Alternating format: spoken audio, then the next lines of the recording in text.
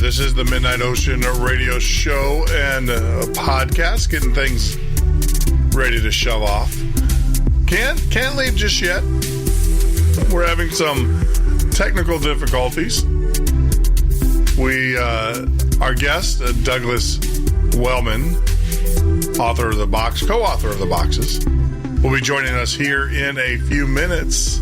We're going to be talking about, will the real Howard Hughes please stand up? That's going to be an interesting show. I can't wait. Always been fascinated by the myth and the ethos that surrounded Mr. Hughes. But, so we got a little bit of technical difficulties. We're waiting for one of the engines here to come online. Actually, it was funny. I was just sitting in the studio all day today, working, getting the websites up, and I'll tell you guys about those here in a few minutes.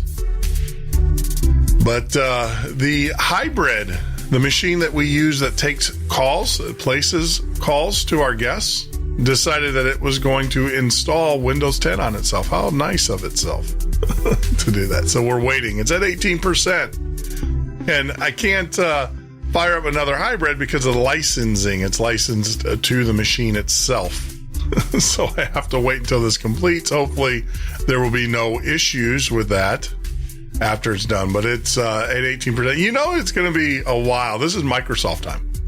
Remember how Microsoft used to say, whoa, 20 minutes, 10 minutes. Now they just say, it's going to take a while. How nice of them. And what I find really aggravating about this whole situation is, like I said, I've been here all day and it did not do anything. And then 10 minutes before the show, it rebooted itself. I was like, well, what the heck? Who knows who's listening to us? But that gives us, you and I, time to talk. I want to say thank you. Yay, we're all happy. We hit 200 subscribers on the YouTube page. We appreciate that. You guys are starting to get up there with the Spreaker guys. And that reminds me, if you are watching us for the very first time on YouTube, make sure you hit that subscribe button. If you're watching us multiple times and you haven't hit the subscribe button, shame on you. Shame on you. That's how we kind of judge our growth. And if you are following us on Facebook, thank you very much. This is the second week that we started to do Facebook Live. We're having some issues with them, and I'm sure we'll talk about that a little bit later. But if you can, please share our live feeds with all of your friends and your posts. That would be greatly appreciated. It'd help us out tremendously. But if we get disconnected, I'm going to tell you right now, you will get disconnected from Facebook Live. Every night, whenever we start getting into the heart of the conversation, Facebook describes or tells us that we have violated some copyright policy, and we've been reported by some company in South Africa or South Korea. That's it. South something. But it's South Korea. Which I find it funny because we get all of our music is either paid for. We paid the composers directly, so we own the rights to the music. It is our music. Our theme song is our song. That was created for us by Kevin MacLeod. He actually composed that for our show specifically. Or we get it from YouTube, copyright free. That's the only music that we play. And of course, Ed Roman, who's a good friend of ours, of the show. So he gave us permission. Now, this is what's really strange. I am now getting another message that another one of my computers wants to restart. Are you kidding me? This is crazy. Remember the days where you had the option? Now they just force it down you. This is insane. This is insane. So hopefully we'll be able to maintain here and not suffer another restart. But yes, so we're now at 25%. But getting back to what's going on with us at Facebook on Facebook Live is that once again, we will be disconnected. If we are disconnected and you want to continue to listen to the show runs from 10 p.m. till 2 a.m. every morning.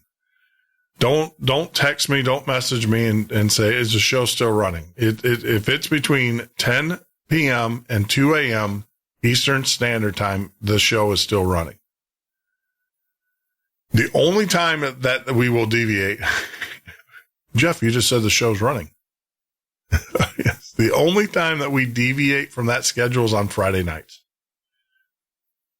We might cut the show short. That is because our terrestrial affiliates have another program that comes on at midnight. So we can do that. We can cut our feed short on Friday night. But if you get disconnected from Facebook, go over to YouTube, type in The Midnight Ocean right there in YouTube, and we would be glad to have you there. If you don't want to do YouTube, you can always go to themidnightocean.com directly and listen to us through Spreaker. Now, of course, you're not going to see my mug. You're not going to have the interactions of the video, but at least you'll be able to listen to the show.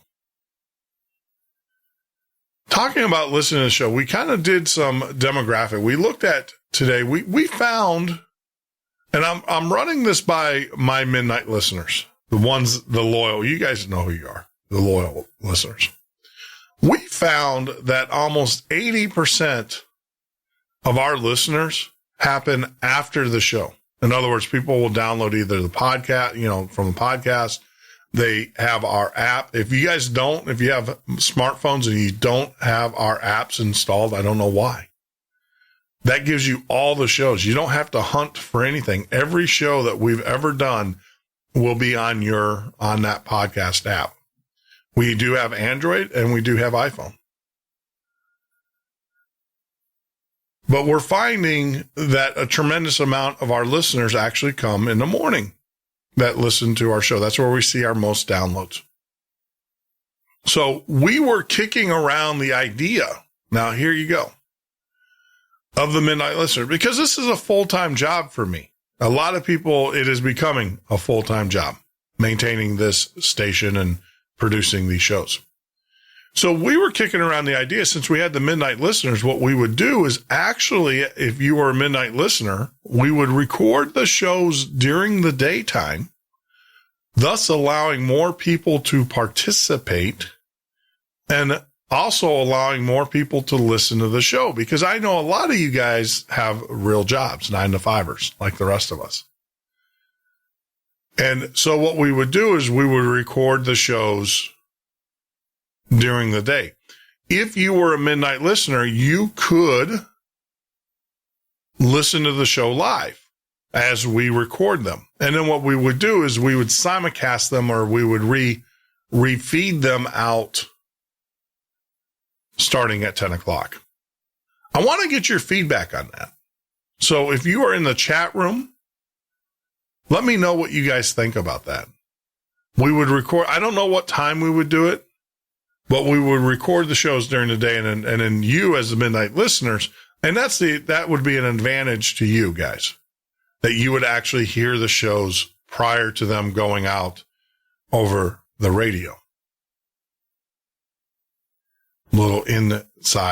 Have a little bit of inside knowledge there. Let me know what you guys think, because your opinion ultimately will decide that decision. And we are talking about maybe starting the show in the mid-afternoon or in the evening a little bit early, like around 5, 6 o'clock. And then doing the show from 6 until 10 and then refeeding it out at 10. But, let me know if you guys think that's a good idea. And then also tell me what time. Now, you got to remember, most of our guests come from the East Coast. So we have to be cognizant of their ability to join the show. Now, that doesn't mean we can't always do every once in a while, do a live show at 10 o'clock at night. But you guys let me know. Let me know what you think. I'm here for you. As I look up at our hybrid, it is now at 32% and loading. And I do apologize for keeping our guest on hold. Actually, I talked to him right before the show and said, look, we're going to have some problems. Hang in there. Computer decided it was going to reboot. But, of course, it does this with, all our shows are great. I love every one of our guests. I love every one of our subjects that we talk about.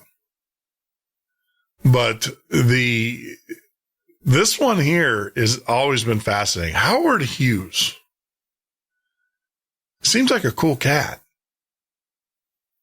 All the things that he did. And I know that there were some disparaging comments about him, and I'm of the belief that a lot of that was just, I got money, I can do whatever the hell I want to do. I have a really good friend. Whenever we did a big deal in the telecommunications business, he would always, talk about running naked down the street. If you have that kind of money, more power to you. As I drink from life's well here, this coffee. Oh, Tim Hortons, it's the best. Oh, that's the other thing too. Send me your action shots at Tim Hortons. You Midnight listeners out there, you guys, if you sign up for the Midnight Listener website, if you go to Midnight Listeners, we did fix the sign-in page so you can sign up now. You will see an SMS text message that only you guys have that message. So you can send me text messages directly. It comes right to my phone. Love to hear from you. Had a couple messages through Messenger, Facebook Messenger, people sending me pictures of Tim Horton coffee mugs as they were drinking. I'm so jealous. There's nothing like a Tim Hortons coffee fresh from Tim Hortons. But you got to make sure you get a Danish when you do that. That's very important. So we're still at 35%. So going back to the Midnight Listeners, what is all that about? Well, the Midnight Listeners is a website. I know a lot of you guys were complaining because some of you do not listen to the show on Facebook or don't have Facebook accounts. And we had a group called the Midnight Listeners. So what we did instead is we created a website called Midnight Listeners. Midnight Listener and Midnight Listeners, same website. It has all the same information as our main site, except if you notice in the upper left-hand corner, there is a registration and a login page. Now, when you register for the Midnight Listener or listeners, you get added bonus. What that is obviously you get a link to me. I'm looking at the chat room and I'm wondering how, okay, hey, Jake, keep it clean, buddy. I'm wondering how that one got through our bot. So, and we'll talk about chat rules here in a second. It's a good point. So what we will do is as a Midnight Listener, you get added bonus. So you get the SMS messaging from us, right? So you can text message me directly, number one. Number two, as we do private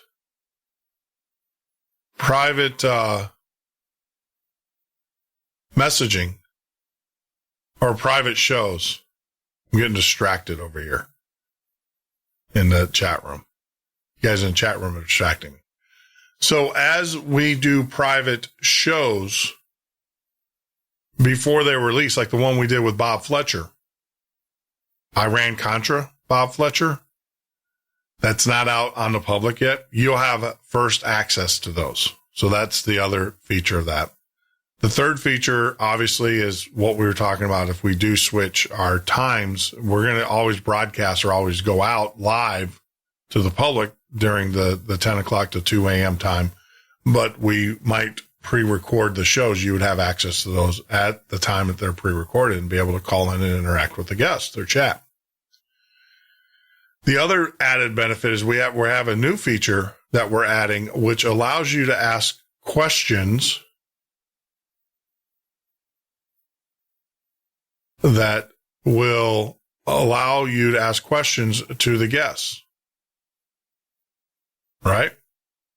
So that's pretty cool as well. So let me talk about the chat bot or the chat room. So the chat room, we have a couple rules. Keep it clean, right? There's no reason to swear, Jake. It ain't censorship, buddy. You have no idea what censorship is. We're not blocking your speech. What we're doing is that we have a thing called Nightbot, which blocks cussing and inappropriate speech. It's not censorship. It's called respect.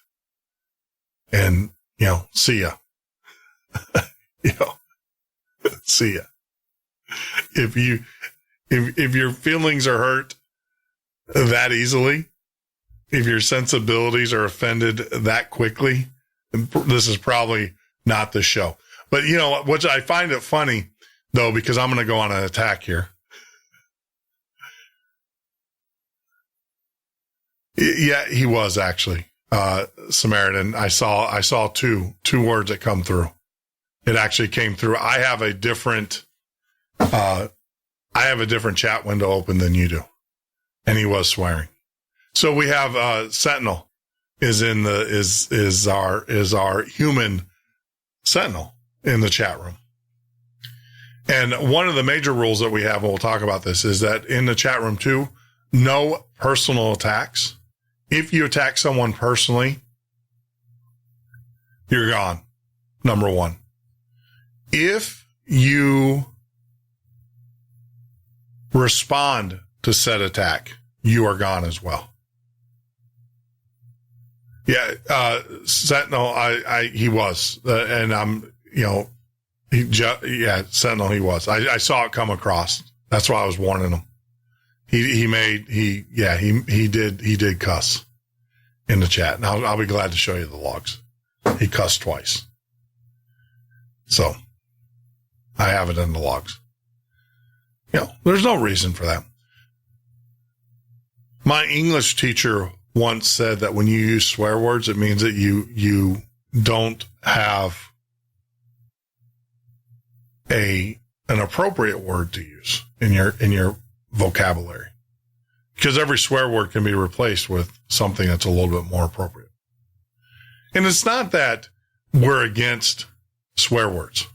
I do it. I've been accused of swearing like a sailor in some regard. And it's something that I'm working on. And the reason why we don't allow, all right, so it's rebooting. The hybrid's rebooting. So keep your fingers crossed. Maybe we get our guest on, Douglas Wellman. But, you got to remember that we have children, believe it or not, that listen to the show. We have young, I don't want to say children, but we have young individuals, number one. Number two, we don't want our show to be flagged on YouTube and through the chat and all that stuff. That's just not who we are.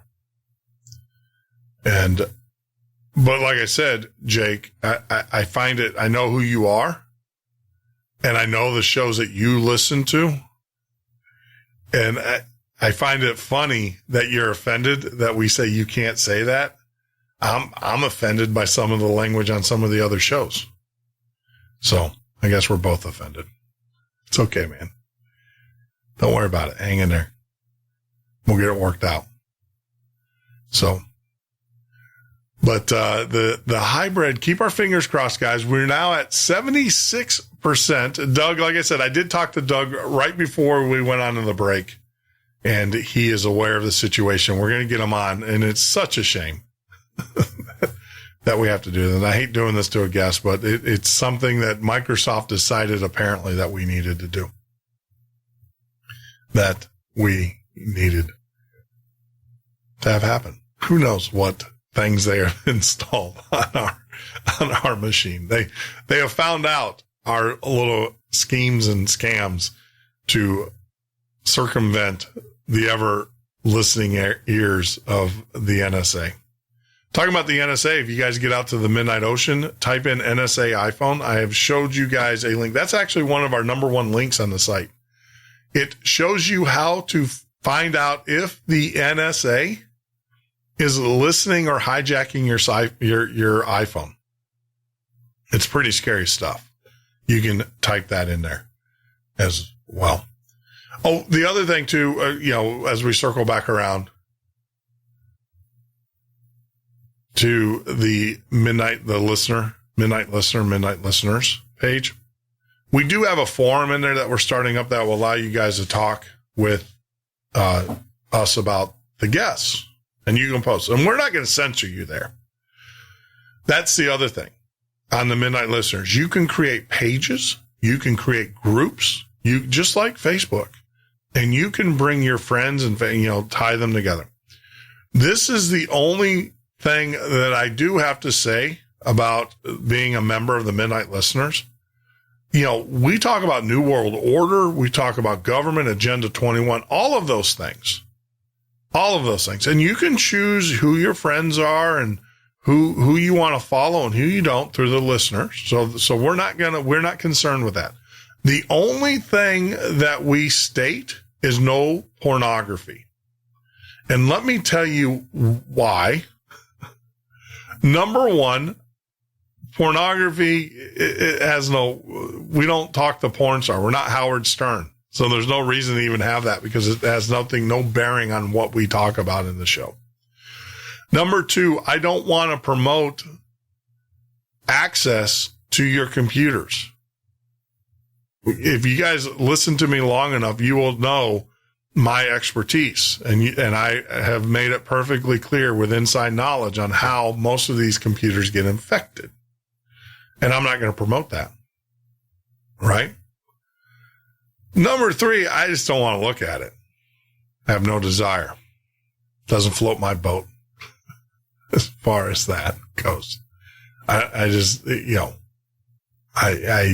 not something that I stare at. I'm sorry. I have control over my urges. And so that's the thing. No pornography. But yes, you can create pages. You can create groups. You can create all sorts of different things. You can invite friends, family, all of those things. So, I think Midnight Listeners is going to be a nice little community page in which we can share information back and forth. Now we're at 91%. I feel like it's New Year's, but we just don't, no one bothered to bring a clock or a watch to the New Year's celebration, because we're sitting here and we're counting down, but we don't know what we're counting down to, because it is at 91. And I do apologize for Doug, if you are listening, that it is taking this long for it to reboot and to update itself. I'm just hoping that with this install that they didn't mess up my hybrid. Now, the hybrid, guys, so is how we talk to guests. It's the interface between us and the guests. I guess we could go low tech and plug a cell phone in and do it that way. And back in the day. And if this doesn't work, maybe during the break, I just might do that. But this thing it's taken an hour to update. I can only imagine what it's updating. What kind of spyware and viruses it is putting on my computer. We're at 94. So what we'll do, it looks like we're coming up on a break. Hopefully this will get done during the break. But I promise we will get Douglas Wellman on the show, and we're going to talk, will the real Howard Hughes please stand-up. It's going to be an interesting show once we get our guest on. So hang in there with us. I am going to jump out here and pull some logs off the chat bot, send them over to Sentinel so that he can see those.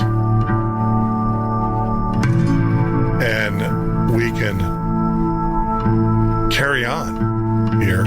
Hopefully we'll get untied from the docks and get out into the midnight ocean. This is the Midnight Ocean with Jeff Norton on the Paranormal-St Radio Network.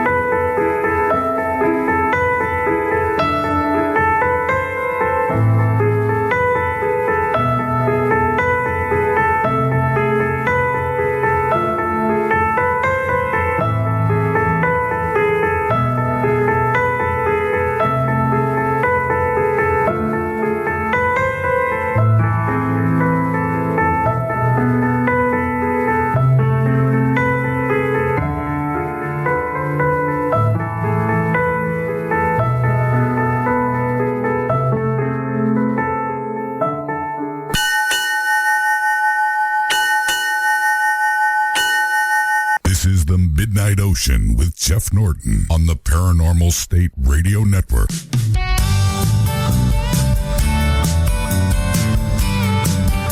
That is right, Andrew. This is the Midnight Ocean radio show and podcast. I am your host, Jeff Norton. Yeah, you guys on Facebook, I want to let you know you just got nailed. It was only a matter of time, let me tell you. So apparently one of the songs that I own.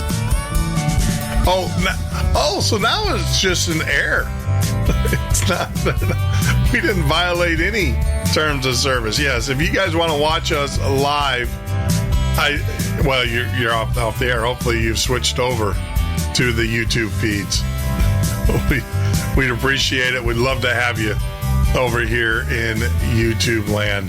Let me see if I can do two things at once. I know that the lovely Miss Sandy thinks I can. But I think I can. Let me see if we can. It looks like our computer gets good times now. Nothing like live radio as I sit here and run around like a squirrel on the screen. So it looks like, I think we're a go. We're going to see here in a few minutes. The hybrid did come back online. Let's see if we can now place an outbound call. Hey, there's nothing like live radio. It's like mission control here. I feel like I am commanding a covert operation in the jungles. And such. So we are calling in the air support here. Let me make sure this is correct for those that can hang in there. Yes, we are doing it. Look at that. Perfect timing. Perfect timing. So let me roll on back.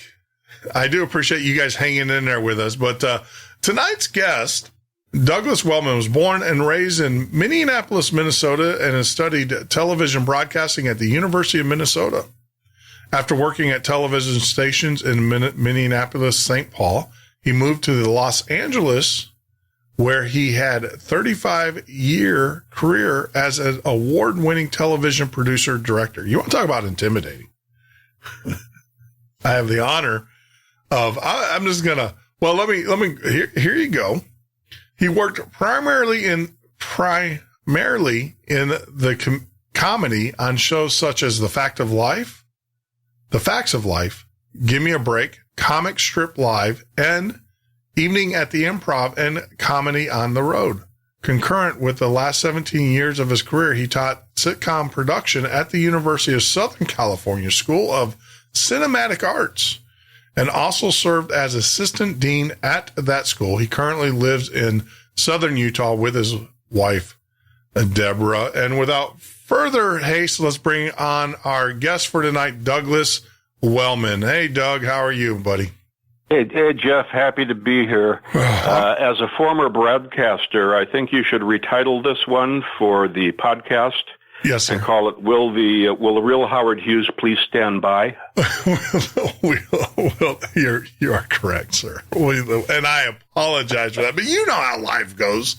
Nothing. I absolutely do, and I am also a night person, so you haven't put a crimp in my life at all. Okay. I just wanted to make sure because I felt really bad. One of the things, stuff happens, right? And I don't want to use the fact that you're in the business and you're understanding that stuff. It still happens, and we need to be a little bit better at our craft. But I can tell you, this one came out of the blue. I've been in the studio all day today working on things, and this hybrid has been up all day today. And literally 30 minutes before the show started, it rebooted itself. And I'm like, why is it rebooting? And then all of a sudden I saw the message, we got a wonderful surprise for you. Unicorns and pixie dust. It takes its time doing it. I used the period when it upgraded mine to take a vacation. So, it's not a fast thing. Yeah. I remember the day, and I'm sure you do, but some of our listeners do not. When you got like Microsoft Office on 32 discs, little discs, Yeah. And it would tell you, but it would say 38 minutes and you're like 4 hours into it. Yep. Yep. We used to call that Microsoft time. And now Microsoft's just got they're pretty smart cats now, apparently. And they just say, this is going to take a while. And they were right. It literally took an hour to update that machine. Unbelievable. That's not what we're here to talk about, though. We are here to talk about the mysterious Howard Hughes. And, I was reading your book, and your book, a co-authored book with, I got to pull up. I wrote the book, actually, and I can tell you how it came about. But the co-author of the book is Mark Music, who is a retired major general. And he was the one who uncovered the story and researched it for a number of years before he came into my life. And he did a lot of incredible research to actually dig all of this up. Yeah. Oh, I mean, it's just utterly fascinating. I mean, I can tell my listeners, this is a book that, because I got the ebook that you sent me.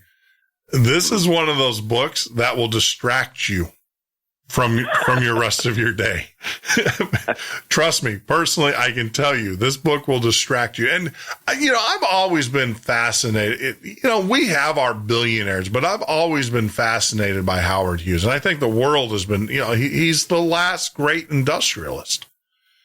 Well, was an incredible man. Yeah. If you consider all of the things that he did for the period of time that he did them. Yeah. His father, he grew up basically in cowboy land, with his parents, his father in particular, dragging around the family to every disrespectable oil field in Texas. And then he suddenly creates an oil drilling bit that's better than anything else on the market. He leases it, and they go from, near poverty to incredible wealth. Mm-hmm. His parents die when he's young. He decides, I'm going to go to Hollywood and be a movie producer. And while I'm there, I'm going to build airplanes and own airlines and take the world into areas of technology that they've never been before. Yeah. This is all one guy who, on top of that, is a pretty strange guy. Yeah. Yeah, and we'll talk about that. See, and that was the thing that how do I say this? I mean, was he actually strange, or was he this eccentric? I would say that he was. I would say that he's a genius, mm-hmm. and also he's certainly phobic. And I think eccentric would fit in with all of that. His mother was very phobic. I think he picked that up from her. Yeah. He had genetic hearing loss, so that, I believe, affected some of his social interactions. Mm-hmm. And one of the people we interviewed in the book, who knew Nick, and we'll talk about Nick later, she believed that he was dyslexic. And that, as it turns out, fits in quite well with some handwriting that was testified in court to have been written by Hughes. That appears to also have been written by someone with that particular problem. Mm. Yeah, I mean, like I said, I'm learning. Of course, I saw The Aviator, and there was another show I remember very young watching with my family, and that actually, we talked about this off the air. I'm a little, how do I say, the Howard Hughes story is always fascinated because in my family, and I can't remember if it was my father, my uncle, or someone in my family, when we lived in there, we were stationed at Luke Air Force Base up till 1979. And I remember someone in my family swears to God that they ran into him, that mm-hmm. he was driving a pickup truck, and he was kind of like stranded on the side of the road, in his that's fascinating. That's part of the story. That's fascinating that they would actually remember that. Yeah. Well, I remember as a kid because they came out with with some kind of movie about it. And I remember, I can't remember who it was though. And I know the thing is I got family members that listen to the show and I've got my uncle. So hopefully one of them will chime in here in a little bit and say, hey, yeah. But I remember as a kid, somewhere in our family folklore, someone in my family told a story where they swear to God they ran into Howard Hughes. He was driving a beat up pickup truck and he was stranded on the side of the road and they helped him. And, and he wanted to give him money and he was like, no, that's what you do for people, man. You help people that are stranded in the desert. And that was it. But then the funny thing was that, of course, then the whole story about him, locking himself up in Vegas and all that stuff came out. And the movie or whatever, there was like a documentary on TV about it. And I think that's how that all came about. And I gotta go back and ask and hopefully during the show, one of my family members will chime in and tell me what uncle or if it was my father. I can't remember. Well, of course, one of the major premises of the book is that there are at least two Howard Hughes characters. Mm-hmm. There's the real one who basically escaped his lawsuits and commitments and all of that. And then a series of stand-ins, one of which was the long-haired crazy guy. Yeah. And that's the one that everybody was thinking was the real Hughes. They thought he was a real Hughes. Well, the real Hughes was somewhere else. See, and that was the one thing that always made me suspicious about the mainstream Howard Hughes story is because they portrayed him as being a guy that was demented, had some severe dementia, but yet he would miraculously appear when he needed to appear sane. Exactly. Exactly. That's not a typical symptomology of dementia. No.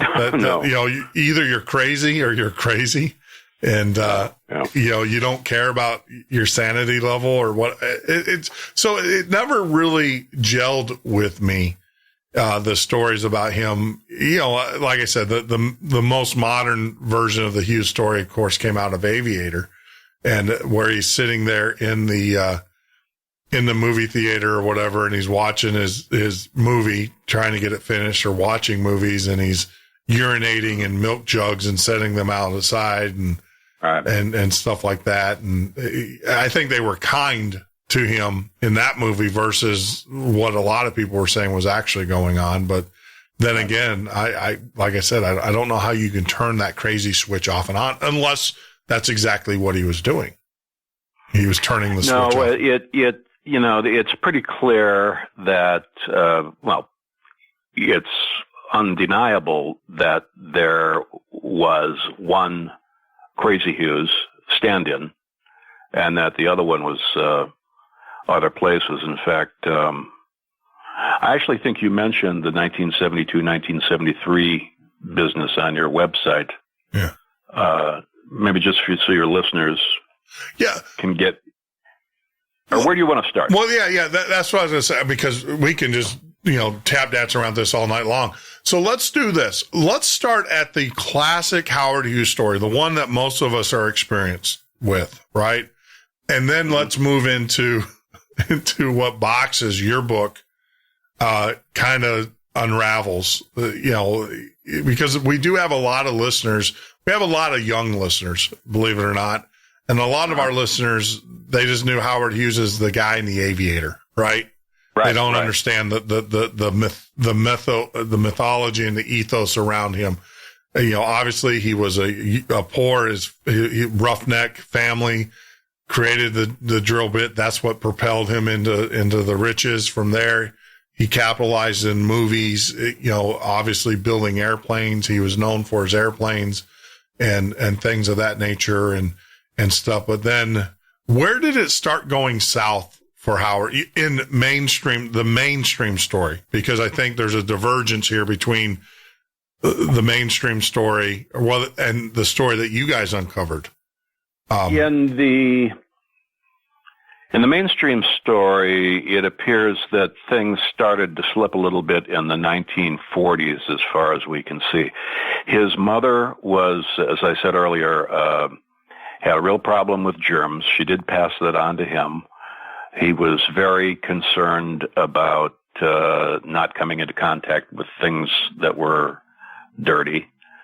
And he started to kind of slip a little bit in the 1940s. Now, in 1947, of course, he built airplanes for the government. He did all kinds of stuff for the Defense Department. The Spruce Goose is probably the one that people remember the most. It was, for many, many, many years, it was the largest aircraft ever built, and it was made out of wood, out of something he created called Duramold. And it only flew once. He flew it, but he was very, very much into the aviation community. He owned airlines. In 1947, he built a plane for the military, and he crashed it in Beverly Hills. And they didn't think he was going to live. He was severely injured, severely burned. And I think that's the turning point where everything really starts to go south, because he was administered very large doses of painkillers, and he was never really withdrawn from it. Either the doctors didn't do it, or more likely he just became his own doctor in there. And so he did develop a drug addiction. That's pretty clear. And after that, it's just one thing after another. He didn't want to be with people. He just became even more paranoid than he had been before. The last picture that he sat for was in 1954. There are no records of the last real picture he took was in 1954. The pictures that appear after that appear to all be pictures of various stand-ins. Brooks Randall in particular was one of them. So he was in hiding, and the fact that the pictures were the stand-ins was admitted to by Hughes' aides. They talk about setting up phony photo shoots using Brooks Randall and then passing him off as being Hughes. And Brooks Randall was, and if you're watching on YouTube, for those, that's the image the side by side that I have up there. Yeah, uncanny. Howard Hughes is the one on the left, right? Correct. Howard, if I don't have the YouTube, there's two pictures, two side by sides I sent you. One of them is Howard Hughes, and then on the right it's Brooks Randall. Yep. Okay, that's the one I have. And then I sent you another one of Howard Hughes and John McDonald, who's his illegitimate son. No, this is the one. This is yeah. So this is the one that I have up. Is his body double? Yeah, uncanny. Yeah, and that's Randall. Yeah, uncanny. I mean, yeah. And the thing about the body doubles, which I find very interesting, is that they were selected not necessarily because they looked the way Hughes looked at the time they were selected. The Randall came into the picture in the 1950s, but he looked like the way people remembered Hughes from the 30s and 40s. So since Hughes had been in seclusion, nobody knew what he really looked like. So they picked people that looked like the way people remembered him. Roger. Well, that makes sense. I mean, because no one, that's the way people are going to remember, when they see Howard Hughes, that makes perfect sense. Yep. That they would do that, because no one knows what he's going to look like in the future. They just know what he looked like when he took his picture for Time magazine, or Yeah, absolutely. Yeah. I can see that now, because I am, but I can tell you that if this guy walked up to me on the street and I've seen him, maybe you got to remember, a lot of our listeners, let's take you back to that time. You saw black and white TV, and it's not like you have social media where you can bring it up and look. And so you have black and white TV, you have some printed press. You might, in your lifetime, in a period of a year, you might have only seen a picture of Howard Hughes maybe 4 times in the whole year. through all of those mediums. So it's very easy. It's a lot easier back then to deceive people. Yes, absolutely. Yeah. Than it is today, in today's day and age. But, yeah, I mean, I have the video, and I can see if he walked up to me on the street and introduced himself as Howard Hughes, I could see me going, okay. Sure. Well, now, if you surround him with bodyguards and have him come out of a fancy car, then, people are just going to assume that's him. He doesn't have to say anything. Yeah. Yeah. Well, yeah, it is amazing how many people, you're absolutely right that you have no idea who the person is, but if you put enough bodyguards in the mysterious black SUV, everybody thinks you're famous. Yes, absolutely. Yeah. I had that opportunity. I had that experience. I was traveling. I was in Mexico City and the company I was traveling for hired us guards, obviously for security reasons. And I remember I'm a nobody and we got treated like kings the whole time we were there. Because we had bodyguards and we were coming out of black SUVs. Mm-hmm. So, and I can tell you, I'm a nobody. But human nature is human nature. So obviously, he had the accident with the burns and the drug addictions and things of that nature. Where I'm trying, at what point does Mr. Hughes, I mean, where does the story start to diverge? The boxes story and then the myth. I want to say the myth because I can see from what I've read so far in your book, I'm going down your path in boxes because it makes sense to me. It makes sense. Well, there's a substantial amount of evidence that this, by the way, is the second edition of Box's The Secret Life of Howard Hughes. The first edition was published in 2010, and we took it a long ways. But when that book was published, we started getting phone calls from people that said, "Hey, you know what? You're on the right track, and I know a little bit, and this guy knows a little bit," and that's how the second edition came about. Sure. Is because there still are a few people out there that know the real story. Yeah, there's still a lot. I mean, these individuals would still be alive today. Mm-hmm. Yeah. Some of them are, yeah. Where it diverges is that Hughes, when it came to his business dealings, was really not a warm and cuddly team player. He was a brutal industrialist, a brutal businessman, and basically it was my way or the highway as far as he was thinking. And that resulted in a number of lawsuits to the point where it became clear that he was never going to have a peaceful day for the rest of his life. Mm-hmm. And in the 60s, two things happened, one of which, of course, he had been working for the Defense Department and the CIA for many, many years. And as close as we can put this together, in the late 60s, a Soviet submarine sank. Yes. And the CIA wanted the code books from it and the electronics and things like that. So the CIA needed a way to basically raise that submarine. The only person who could pull this deal off, it was going to cost about somewhere, depending on who you talk to, between $150 million and $300 million to create a vessel that could raise that submarine. But of course, you couldn't just say, "Oh, by the way, we're going to raise a Soviet submarine," because the Russians would have gone crazy. So Howard Hughes announced that he was building a ship called the Glomar Explorer. And that ship had basically open area in the center of its hulls, and you could reach down into the ocean and pull something up into the ship. The cover story was that the ship was constructed for deep ocean mining, that they were going to take minerals off of the ocean floor.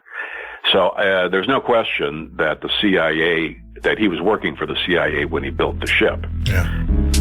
That was that was Project Azorian, correct? Jennifer. Jennifer. Well, yeah, Erroneous called Jennifer by the in Top Secret. Yep. Oh, okay. Yeah. So let's take a pause there, and because we got a hard break, and then we'll come back. Okay. We'll take a 4-minute break. We're going to come back, and we're going to continue the story with our good friend Douglas Wellman as we go down the road of mystery with Howard Hughes. But you're listening to the Midnight Ocean Radio Show and podcast. I am your host, Jeff Norton. Hang in there for 4 minutes. It's going to get, you're not interested now, trust me. It's going to get very interesting here when we get back from the break. This is the Midnight Ocean with Jeff Norton on the Paranormal-St Radio Network.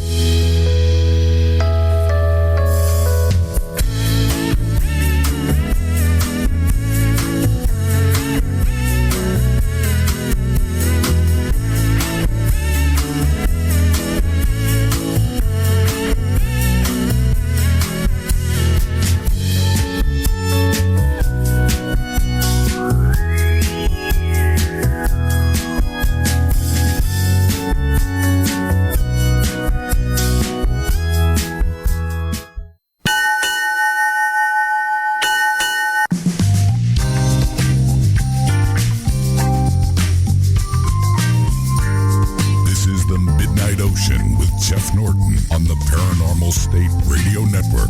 That is right, Andrew. This is the Midnight Ocean Radio Show and a podcast. I am your host, Jeff Norton. Welcome back as we cruise on into the second hour. We finally got pushed off of the docks. We're heading full steam ahead out to Hughes land, I would say. Play on words there. But, wow, what an interesting show. And it's going to get, I can tell you, it's going to get more interesting. Tonight we're actually talking about the book Boxes, The Secret Life of Howard Hughes, with the author, one of the authors, co-author, Douglas Wellman. Mark, we're going to get Mark on the show a little bit later. I reached out to them independently, and Mark's going to be joining us at a later date down the road, and look forward to that. But right now we're talking with Douglas, and it's interesting. If you're not fascinated by this story, I don't know what's going to get you going. But before we get back to our very special guest, Douglas Wellman, I do want to do some housekeeping. If you're joining us for the very first time on YouTube, thank you very much. Make sure you hit that subscribe button. That means so much to us. We have the Facebook live feed back up. Let's see how long that stays up. But if you're watching us on Facebook, make sure you share that live feed with your friends. If you are in the Twitter universe, you can find us at the MN Ocean, at the MN Ocean. If you are a midnight listener, of course, you can always SMS text me. If you are not a midnight listener and want to become one, there's no fees, no secret handshakes, no passcodes, nothing like that. All you have to do is register. You go out to Midnight Listener or midnightlisteners.com. Get registered. That entitles you to access to direct text messaging right to me. Comes right to my cell phone. That's right. So I will respond to you there. The other thing, too, is there's a lot of extra features, such as when we do interviews that are not recorded for the public, you will have first access to those, like we did with Mr. Bob Fletcher. I ran Contra Bob Fletcher. Some pretty scary stuff. So those are accessible to the Midnight Listeners, and you can join that group by going to midnightlisteners.com or midnightlistener.com. And of course, you can always find us here every weeknight from 10 p.m. till 2 a.m. Eastern Standard Time, or on the web at www.themidnightocean.com. So, before we were so rudely interrupted with our guest, Doug, I just wanted to say, unfortunately, I wish I didn't have to take breaks, because we get into these great conversations and it's crazy, that we have to do this, but that's how we pay the bills. That's right. If we could figure out another way to keep the lights on here at the studio and everything, I would, trust me, I would do it. Well, I'm a devout capitalist, so it's okay with me. I understand these things. Well, one of the things we did do, though, is that we did, instead of having every 15 minutes, instead of having a break or whatever, what we did do is we piled them at the top and the bottom of the hour, 4 minutes there. So that allows us the maximum talking time, which is not going over too well with the radio stations, but yeah, whatever. Oh, well. Yeah, I think their model is fading fast anyways. So, yep. All right. So, obviously, Howard Hughes, and that was one thing too that I've always suspected that probably led to his paranoia, because when when he's in the weeds with some of these characters that he's in the weeds with doing these projects, that would make me want to look over my shoulder a lot too. Sure. Well, if you look at the Glomar Explorer deal, there's no question that he built the ship. The CIA later admitted it. Yeah. And they also admitted that they really didn't successfully raise the submarine. They broke half of it. But there's a bit of speculation. This is where our story really begins, and it starts with a bit of speculation on our part. Hughes wanted to disappear. He had too many people poking at him. So our speculation is that he made it part of the deal on the Glomar Explorer that they supply him with an ID of someone else so he could go off and live as another person.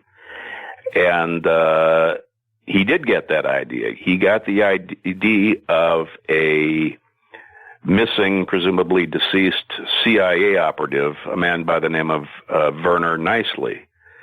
Werner Nicely, according to his brother, worked on the Bay of Pigs invasion of Cuba, which conveniently enough was shepherded by Robert Mayhew, who worked for Howard Hughes, later ran all of his gambling operations in Las Vegas. And according to his son, he was somehow working with the CIA on some sort of drug interdiction program in South America when he disappeared. He'd been working out of Panama, and his family never heard from him again after about 1967. He returned to Panama 2 years later. This time, instead of Werner Nicely, he's calling himself Nick Nicoli, and he's 4 inches taller than when he left. So there's a clue that something's going on there. He also has picture IDs that don't look like him, but nobody seems to care. And while he's back in Panama, he's at Howard Air Force Base back there. Supposedly, he's an air maintenance supervisor. That's what Werner was, except he never goes to a job. He doesn't appear to have an office. And he has men who follow him around, his aides. And he meets a woman named Eva McClellan. Eva, her picture's in the book, but in those days she looked just like Elizabeth Taylor. And, of course, Howard was well known to have a thing for Elizabeth Taylor. I don't know if he ever consummated the deal, but he was certainly interested in her.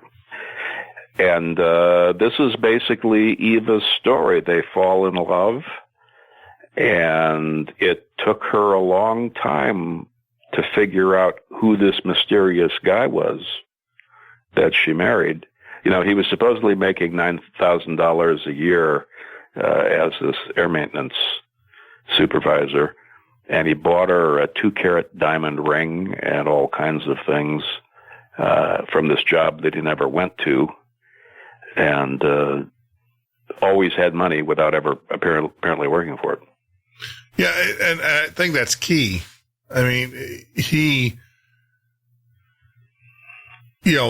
this gentleman, I mean, he never, like you said, he always had people around him, like, yes, like aides, and even when they were together, even after they got married, and yeah, they followed him around. And Eva at Howard Air Force Base, Eva was a civilian employee. She had a top secret clearance, did high level work. And they met there. And at the time, he was as I say, he was supposed to be an air maintenance supervisor. But he had these people that would meet with them and were sort of surreptitious. They would follow him around, but he was always going off somewhere to meet him. And when they'd come, they'd be locked in his apartment in the same complex, and they'd be sharing ideas. And then later, as they moved, these guys moved with them, and they were wearing typically white shirts and black suits, as Mormons dress. And of course, all of Howard Hughes' aides were Mormons. But one of the funnier things is later when they moved to Alabama, Eva's brother he was trying to figure out what was going on, and he started spying on him, and he saw them all going off into a meeting in the woods of Alabama, and he came back to Eva and told her he'd figured the whole thing out. They were making moonshine, which... I don't doubt it. No, I guess it just doesn't, like I said, so they hook up in Central America. He is supposedly a aircraft maintenance director, right? But he never goes to work, right? And he's 4 inches taller than he's supposed to be. Yeah. And the other interesting thing is that he has unnatural eyes.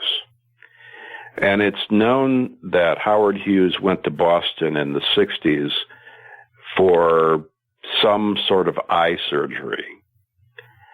And Nick had eyes that were an opaque blue. You know, when you look into your eyes, if you look in the mirror, you'll see there's all different flecks of colors, and there's, you know, and when you look at it from a distance, there's the impression of a specific color.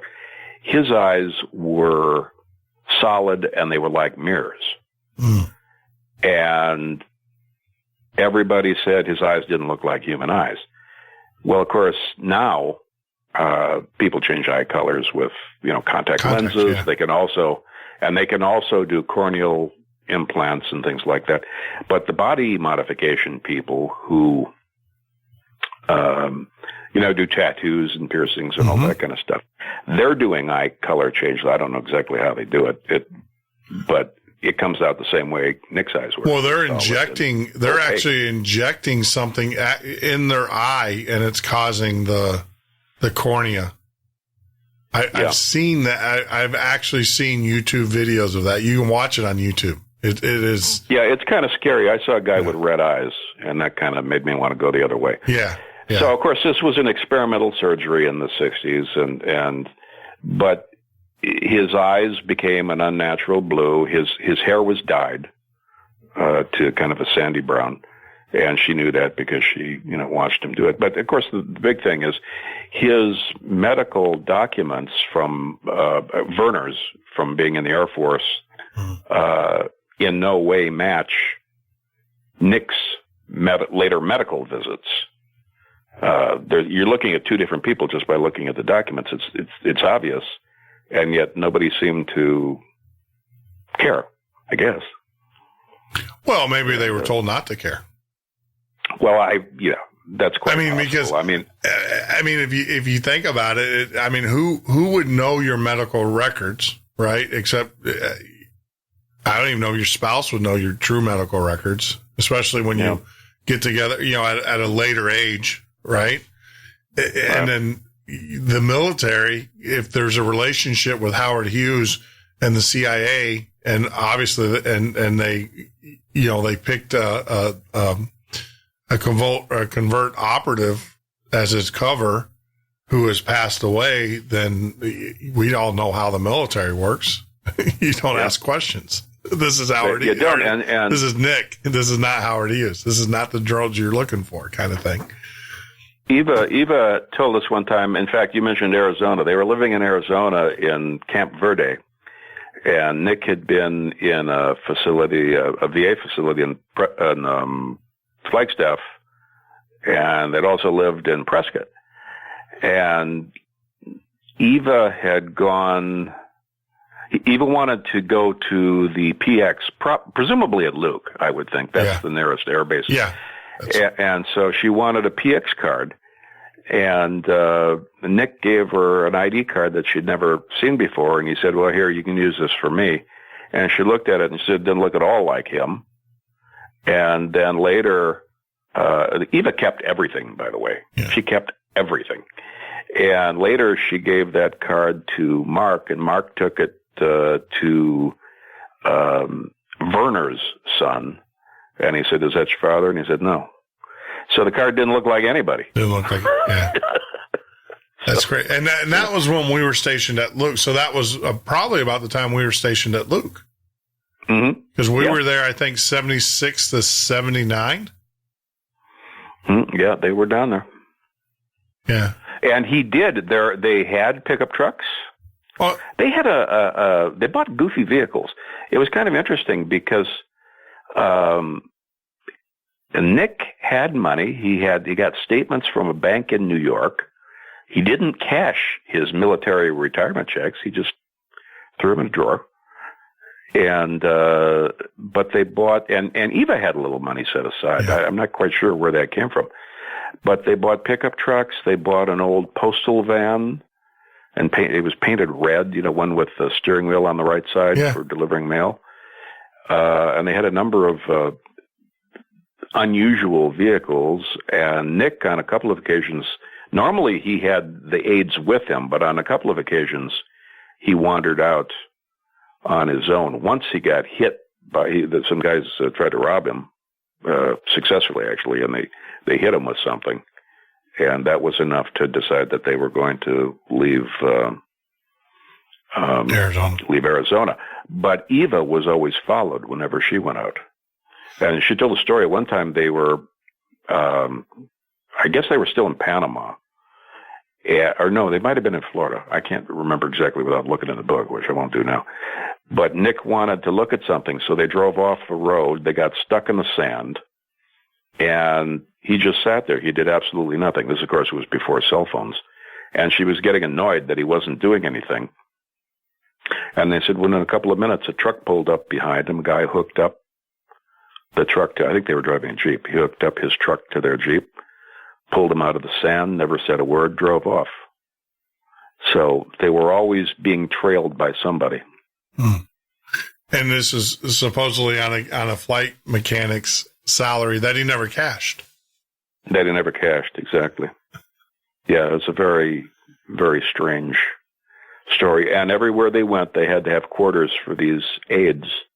When they were living in Alabama near her brother's house, there was an empty house across the street. And Eva said she knew when they were there because there was these nondescript black cars parked at this house that had previously been empty. And then occasionally she'd see the guys with the white shirts and black ties prowling around outside. So at what point did she think this is bizarre? Because anybody, how do we say? I mean, I understand that when you're in the world, and she was working in Panama. She classified information, so she's somewhat in that world. Don't know what she handled or what she did, but there's got to be at some point where you don't go to work. You have all of these people watching you everywhere you go. And you're buying me 2-carat diamond rings. At what point when she told the story, when did it click for her that she says there's something going on here? I'm just not going to ask the question because, a lot of people don't understand when you live in that world, you learn not to ask questions. You just learn not to ask them. Yeah, that's quite true. Well, she was suspicious right off the bat because on top of, there were references to Howard Hughes. In fact, he asked her if she'd like to go to Las Vegas and meet Howard Hughes at one point. And then she said, yeah, absolutely. And she was getting ready to go. And then she said, when are we leaving? And a couple of days later, he said, no, we can't go. They don't think it's a good idea. There was always this they that was getting involved with what they were doing. So, and the fact that these guys were always prowling around. So slowly she began to figure that based on various conversations they had, that something was going on, that he may be Hughes. And kind of the two things really kind of put the capper on it. One of them was, if you remember, Clifford Irving wrote a book of a fake autobiography of Howard Hughes. Mm-hmm. He thought that Hughes was dead or unable to take care of himself because of the stories about him being incapacitated mentally. Sure. And so he wrote this fake autobiography, and he got caught. But one of the things that happened with that was that Hughes got on the telephone with a group of reporters and, first of all, disclaimed the book. And then he had a rather lengthy conversation with them. One of the reporters was Hollywood columnist James Bacon, who knew Hughes personally from earlier days. Mm-hmm. And he verified that was Hughes' voice. Eva, meanwhile, they were still in Panama, was listening on Arm Ferris's radio. And she said, Nick, that's you, when he got home. And he just smiled at her.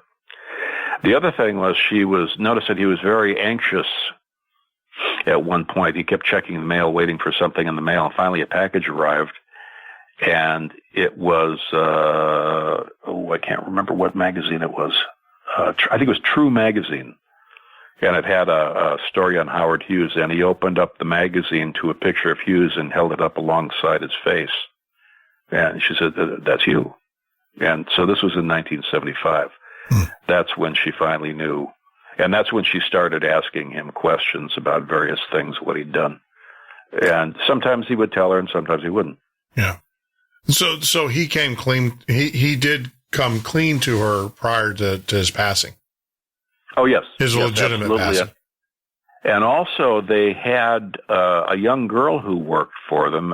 She's identified in the book by the name Dee Dee. After the first book was published, she contacted Mark and said, "I was sworn to secrecy, but I really did love Eva and Nick, and so I'm going to tell you my story, even though Nick told me not to." And she was working her way through college, delivering things delivering medications from a pharmacy. And she delivered out to Nick and Eva, and Nick would always hide when she would first get there. But eventually, over a period of time, he became comfortable with her and would talk to her. And then one of the things she delivered was a burn cream, and she would put it on his hands. He was burned in the same places that Hughes was burned from that 1947 crash. And she would apply the burn cream particularly to his hands. His hands were particularly sensitive. And so, she was a very attractive young woman. And of course, Hughes was always on the eye for attractive young women. And he just got he became very open with her, and he told her things, some of which are published in the book, some of which she asked us not to publish yet. Sure. As she said to us, he told me that people would hurt me if this got out. And she said, "But I'm going to tell you most of this stuff. Some of them I'm not going to tell you. Yeah. And I don't want to use my real name because there's still one person alive who could hurt me." And so we just refer to her as Dee Dee. But as that went on, it started when they went into town shopping. Up until the fake Hughes died in 1976. Yeah, that was what I was going to ask you. When did the fake Hughes? So he died 1976. Yeah, he died, where are we? He died April 5th, 1976. That was the stand-in Howard Hughes, not the real Howard Hughes. Yeah. That was the stand-in. And how long was he, and I want to, because I think so you got the real Howard Hughes out here in the real world, but he's, during this time, he's in Arizona living his life. You got the fake Howard Hughes, who no one sees, no one interacts with. This guy is just a recluse, locked up in some hotel room in Las Vegas, correct? Or suite. I don't want to say well, can I tell you my favorite chunk of the whole book? Yeah, tell me. Yeah. This above all else proves the not the theory, but the fact that there were two Hughes. We're looking at November of 1970. Okay. And this is at the Desert Inn Hotel. The quote-unquote Howard Hughes, the stand-in, is taken down the back stairway from the Desert Inn Hotel on a gurney, and a man by the name of Levane Forsythe watches this go on. He's the guy who's supposed to be the stand-in. Sure. Or not the stand-in. I get my own story confused. He's the lookout. Okay. That's November of 1970. Then we move up to March of 1972, and a healthy Howard Hughes, well-groomed, coherent, meets with General Somoza in Nicaragua. Yeah. This is the real Howard Hughes. They meet on Hughes aircraft and have a conversation, and he's completely fine. He's the old Howard Hughes. Yeah. Then shortly thereafter, a healthy Howard Hughes is seen in the hotel lobby in Vancouver, Canada.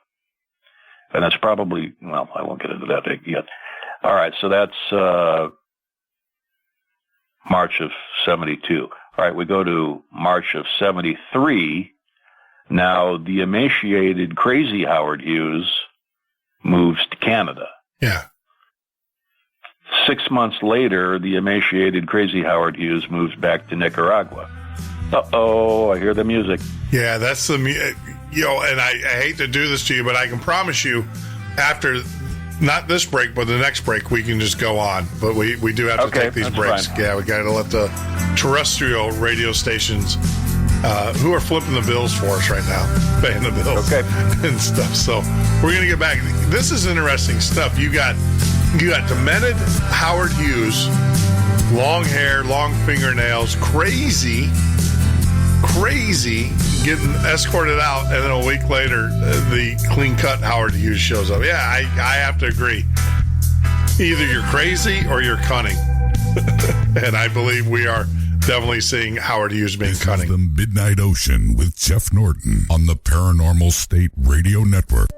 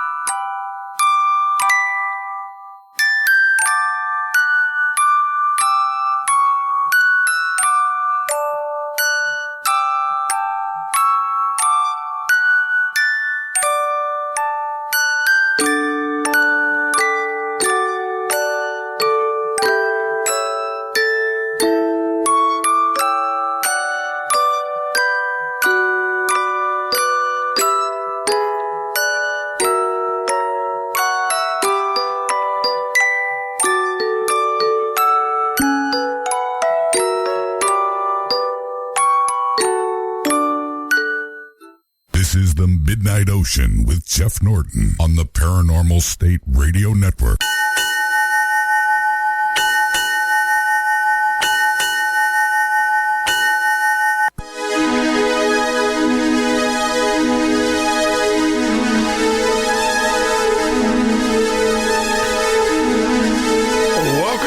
to the Midnight Ocean Radio Show and podcast. I hope you got your cup of coffee. Hope you're tucked in or ready to hear the rest of this story. This is fascinating. I'm sitting on the edge of my seat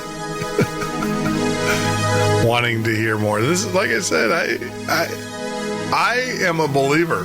And what we're talking about tonight is we're talking with author Douglas Wellman, co-author with Mark Music, Boxes, The Secret Life of Howard Hughes. And we're not talking about the things about Howard we are talking about some of the things when he's alive, but the story that you know, the mainstream story, the story that's been told to us all along, I'm believing is starting to unravel.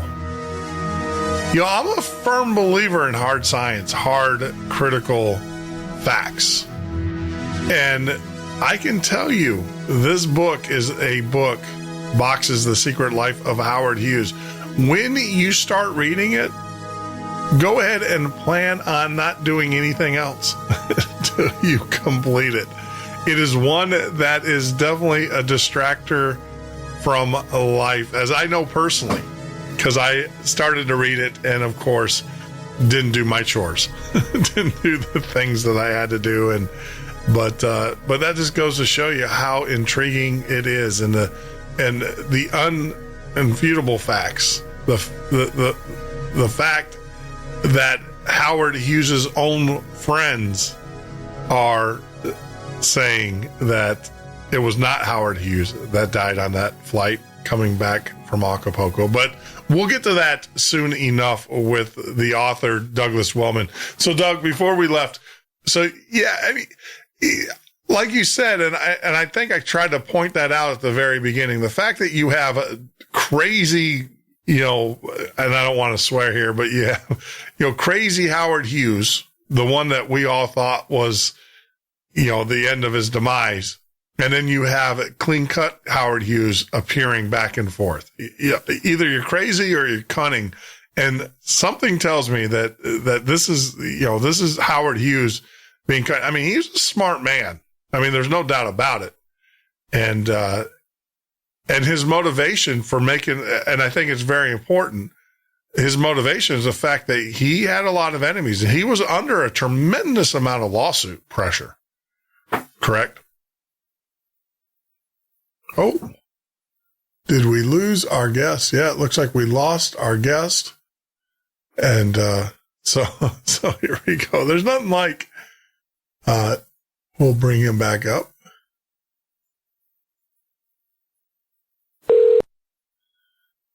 Get our guest back on the line. Hi, sorry. That is fine. That's why I'm saying. You know what? Every time that's happened more than once, I'm blaming it on the CIA. This is a CIA that does it. Hey, trust me. We did a show over the weekend that we had to do covertly, and it was a really? Covert show. Yeah, it was with Bob Fletcher, who was Iran-Contra Bob Fletcher, and wow. He was the deep throat for that whole Iran-Contra mess. And yeah, we did burner phones, we did everything. Jeez. Because we get messed with quite a bit, and it's funny. It's funny because I did the show. I show up on Monday morning to do the show. I got an email supposedly from Bob in my Outlook, my Microsoft Outlook, which is not how we normally communicate. So you look at things that are abnormal and you start looking. So before I opened it up, of course, I look at the header information and it's coming from servers on the East Coast. And of course, I got to track who owns these servers. And then it got retracted immediately after I opened it. I didn't open the actual email up itself. I opened it up in a text pad in an editor and looked at the header information and stuff. And I'll tell you, it was not from Bob. It was from someone. Interesting things going on out there for sure. Oh, they do that all the time. Where we made the mistake is we uploaded, to preserve the video, we uploaded it up to YouTube and made it private though. So no one knows it's there except us and YouTube. And then of course YouTube probably, with their people monitoring, and stuff. Right. So we have this damning interview with Bob Fletcher. I mean, we all know about the Iran-Contra, but it goes much deeper than that. And it's continuing all the way up to the murder of Congressman Sonny Bono. And wow. Bob has evidence that the good senator was murdered. He did not run into a tree as everybody says he is. The forensics, he's got forensic evidence that, and he talks about it on the interview. So yeah, that's coming out. Until that comes out in the air, I'm looking over my shoulder. Everywhere I go. Okay. But we have a well-known national law enforcement agency that has been particularly uncooperative, and I know why. So, well, why would they be? Let me wrap up this thought if I can. Yeah, because this is an interesting period. From so we've got Hughes in September of '72 meeting Merrill Lynch brokers in Nicaragua, and he's well-groomed and intelligent. Yeah. And then in December of '72, that's in September of '72, in December, 3 months later, Hughes flies from Nicaragua to London via Miami. Now, Hughes had an enormous tax liability, and he just didn't want to pay it. So when the jet from Nicaragua landed in Miami, it was bordered by customs and IRS agents, and they find Hughes emaciated and incoherent. He doesn't know who he is. But 3 months earlier, he was meeting with Merrill Lynch stockbrokers. So then 3 months after that, after the emaciated guy on the jet, he's in such bad condition that the IRS lets him go on. You can imagine how bad that must have been. Yeah. In March of '73, Hughes meets with the governor of Nevada and the head of the gaming commission because they've heard that Hughes is crazy and they want to know who's holding the gambling licenses. So he meets with them, and he's fine and articulate. Then 3 months after that, he decides he wants to buy airplanes, so he flies 2 turboprop and 1 jet aircraft with Hawker Siddeley's chief test pilot. He's in London at this point, by a man by the name of Tony Blackman, who talks about him, flying these 3 aircraft. Yeah. And then 2 weeks after that, Hughes falls and breaks a leg in his hotel room, and the attending doctor says that he's emaciated and looks like a prisoner of war. So in the period of just a few months, he goes from being the long-haired, crazy, incoherent guy to an articulate guy, to a jet pilot, and 2 weeks later back to a crazy guy. So the idea that there's one Howard Hughes and that the Howard Hughes is crazy obviously doesn't work, because you couldn't have a stand-in for Hughes, someone who looked like him, who could also fly a jet aircraft and speak intelligently with the chief test pilot for the firm that built the aircraft. Yeah. So Hughes has to be the intelligent guy, and the crazy people are the stand-ins. Are the crazy? And let's look at the physical evidence. You can't grow your hair out, and they didn't. No, absolutely. And that. Let's just talk about it. I tried that in my crazy days, and I think a year later it was down to my shoulders. It just doesn't. Like you said, it doesn't add up in the series of where you're talking back and forth. And the other part of it too is that you can't, if you're crazy, you're crazy. Now, do you actually think that the individual that played Crazy Hughes was actually crazy, or just that he was just playing the part? Well, we've got a couple of versions, because we know we have more than one Hughes. Yeah, there was 2. More than one stand-in. Yeah. Yeah, there's at least 2. And there might have been more. Now, one version I heard early was that a particular man, and I won't use his name because I can't prove this, and I don't want to slander somebody, but that he was a friend of Hughes, he looked like Hughes, and he was a drug addict, and that's how the whole thing started, giving Hughes the idea to, put people in that hotel and get people off his track. from following him. But Dee Dee told us another story, and that was that, and this is what Nick told her, that one of the stand-ins was out one night, and somebody thought it was the real Hughes and shot him in the head, and he suffered a severe brain damage. And that's where the final Hughes ends up being in the hotel room, and that the whole purpose of having the long hair initially was to cover the gunshot damage in the back of his head. Now, is there like a police report to that effect, or no? Were you not that I've been able to find. Sure. And between the things that Hughes did on purpose to throw you off his trail and the things that just seem to come up, it's hard to prove anything. We have someone. The idea was that they found the guy and took care of him. Probably the Hughes operatives found him and took care of him. And Dee Dee said that Hughes felt guilty that this guy had been shot impersonating him, and that's why he took care of him, although in reality they didn't take very good care of him. Yeah. I mean, I guess the question goes back to the fact that if Hughes had this much pull, all right, so he had these lawsuits that were going after him. He had the IRS that was going after him. You would think the first thing he would say is, hey, CIA, get rid of the first thing I'm going to ask for is kind of like in that movie Asteroid or whatever, where the first thing that one guy had, he goes, I don't ever want to pay taxes ever again. Yeah. Yeah, right. Right. That is at the top of my list right there. Yeah. He was already doing that. Yeah. So, I mean, obviously, but I don't want, all right, let me preference this. You're right. I just blew my first wish. My second wish is I don't ever want to go to jail for not paying my taxes ever again. Yeah. You would think that he would have that much pull, but obviously one department didn't talk to the other, correct? Yeah. Well, he never did pay his taxes until whoever it was who died on the plane for Acapulco. And there's a couple of very learned people, James Bacon being one of them, who believe that the guy who died on the aircraft from Acapulco to Houston was actually another one of the doubles named Vance Cooper. Yeah. And I forgot where I was going with that statement. Well, we're talking about paying taxes. He never paid taxes until. Yes.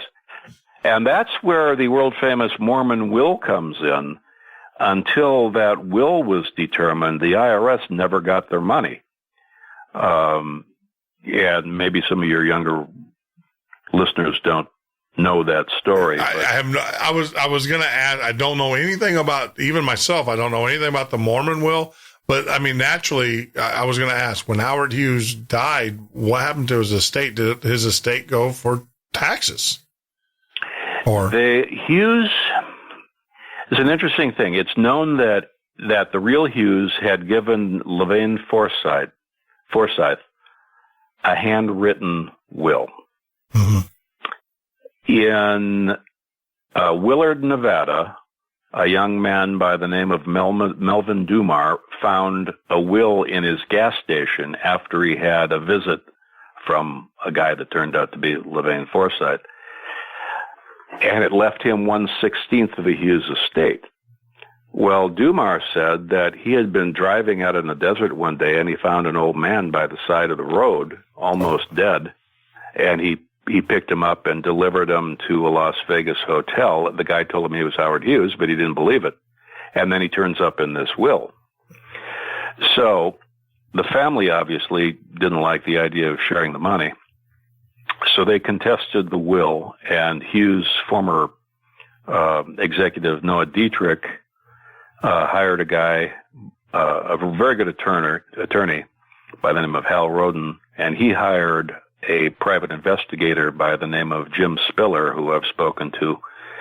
Spiller retraced Levane Forsythe's steps and discovered that, in fact, he did deliver the Hughes will to Melvin Dumar. The problem was Melvin Dumar got scared he didn't know. He was a young guy. He didn't know what to do, and he took the will up. Most of the will was to go to the LDS Church, and he took the will up to them, and then he said later that he'd never had it, and they found his fingerprints on the envelope, so that didn't do him any good. But Spiller basically traced his steps. Now, in the will, in that particular will,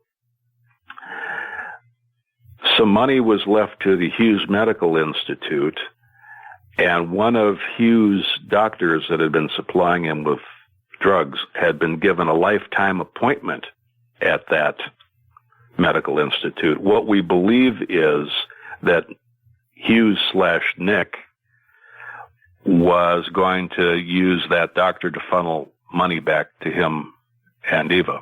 And in fact, Eva said, but the will was defeated basically because Dumar had been deceptive on that, and the jury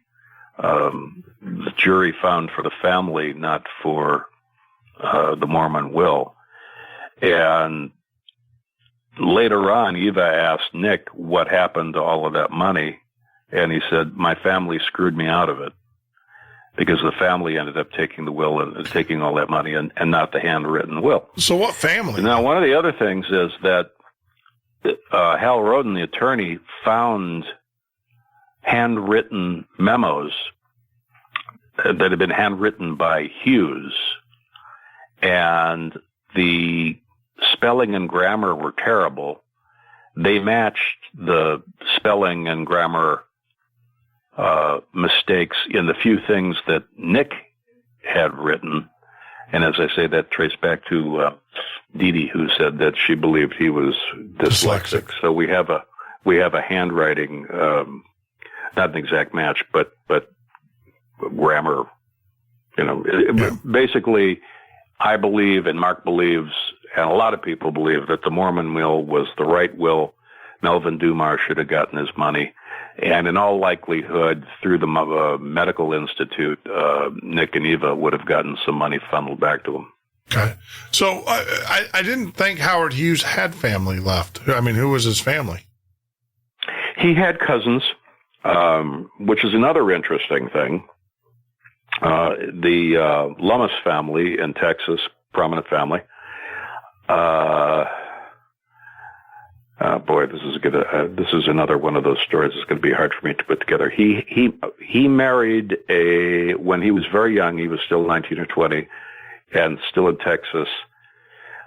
Hughes married a woman named Ella Rice, whose father was a prominent man in Texas and who had started the Rice Technology Institute. Mm-hmm. They were later divorced a couple of years later when they got to Hollywood, and Howard decided he wanted to be friendly with everybody, not just his wife.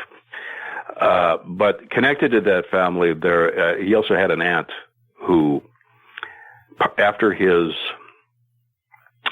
mother and father died when he was about 19, he was raised by his aunt. His aunt married a doctor by the name of Lummis. And so he's got cousins from that marriage, and that's pretty much where the money went. But interestingly enough, when Nick was when they were living in Alabama, Nick and Eva were living in Alabama, Dee Dee was tasked with mailing postcards for him occasionally, and the postcards had a code on them. She didn't know what it meant, but there was a code. One of the two people the cards went to was a member of the Lummis family, and the other one always went to Jack Reel, who was a former Lockheed executive and probably Hughes's only real friend. Mm-hmm. And both of those postcards that she would send periodically were in a code that she never could understand. Mm. Wow. So, and that's the other interesting thing. Of course, this man who died on that aircraft coming back from Acapulco is supposed to be Howard Hughes. Yeah. Well, his bones are literally sticking through his skin. He's got all of these aides with him. Why didn't his aides take care of him? Why would they let him be in that condition? Why would they? Yeah, why would they? That was one thing I didn't ever. I mean, there's a point in which I don't care how rich you are or whatever, but when you're emaciated like that, and you're unable to make decisions, on your own, there's a point in which you're committed, or you become a ward. And, why did they allow this man to deteriorate to this point? Their employer, the richest man in the world, why would, as that doctor in London say, why would he look like a prisoner of war? Yeah. Now, the other interesting thing is when the aircraft landed in Houston, they didn't want the medical examiner to take pictures or do fingerprints on him. There was a big flap about not really letting him identify the body. How do you identify the body? Yeah. And he eventually, so he agreed he wouldn't take pictures, but he insisted on fingerprints. But the body was so dehydrated that they couldn't get recognizable fingerprints. They had to bring in an expert to inject his fingers with a saline solution so they could get something that looked like a fingerprint. Then the FBI showed up, took the prints, and that's the last anybody heard about him. And then they got him in the ground as quickly as possible. Yeah. And not one single person from the Hughes organization was at the funeral. Jack Reel wasn't at the funeral. They had a few cousins who were in the will, of course, and one representative of the CIA who spoke about what a great guy Hughes was. But none of his aides, nobody from the Hughes organization showed up at the funeral. Well, his friends, his closest friends were saying that that was not Howard Hughes that was on the plane. Yep, absolutely. Absolutely. That's the done deal right there. It's like, they're like, and they actually name, they're like that was Vance. They were saying it was Vance Cooper, one of his body doubles. So you got the guys that know Howard Hughes, you got the guys that know his schemes and his, and what he's doing, and they flat out say, no, that's not Hughes, that's Vance Cooper. Yeah. Yeah, for a long time, I actually thought that Brooks Randall was the guy on the plane. Then he turned up not being dead, which kind of blew my theory. What are you doing? He died in 2004. Yeah, so Well, did anybody get any Did anybody get any testimony from him before he passed to say, "Hey, look, I was part of this grand"? Now, that's scheme. Another interesting thing. Unfortunately, I got a couple of pieces of information after the book went to press. One of them was that picture that you've put up on the website with Brooks and Howard. The other is actually, I don't know if I sent this to you. It's on the website. It's a Republican Party's highest award. I have that. But I'm going to put that up there right now. But and I forgot what I was talking about again. Boy, I tell you, maybe I'm not a night guy. It's all right. It all happens to all of us. But anyway, so I got a hold after the book was published. I got a hold of Brooks Randall's son. Sure. And unfortunately, I didn't find him till after the book was published. And I showed him the picture that you've got up the website, and he said, "Yes, that's my father, and yes, he did work for Howard Hughes as a double." And I said, "Well, what did he tell you about that?" And he said, "He never really told me anything." He said, it was something that he didn't want to talk about. And he said, "I found out more about his relationship with Hughes after he died when I started researching than I ever knew while my dad was still alive." Yeah. Well, I mean, like I said, a lot of people don't understand this, especially in today's reality world, they make a quick buck off of fame, fortune, or whatever. They don't realize back then, secrets were secrets, and you just, and especially when you work in those covert operations, you have Howard Hughes who's tied to the CIA. I mean, this is not a guy you want to cross. Absolutely. Absolutely. That's how you disappear. I mean, right. So that would be enough for me to say, oh, whatever. Okay, you're Howard Hughes. And all of the aides had employment contracts that stipulated they couldn't talk or they'd lose their That's the other thing too, is that when you get at that level, I've seen those agreements, and we can, there's just certain things. Forget about national security. There's legal ramifications, and there's financial ramifications and stuff. But so let's take a quick break. We're going to take a 4-minute break. I promise this will be the last one of the night. After this, we'll put it on cruise control, and we can just talk and have a solid train of thought before we get interrupted again. But we are talking with our guest in the studio, author of Boxes, The Secret Life of Howard Hughes. This is the Midnight Ocean with Jeff Norton on the Paranormal-St Radio Network.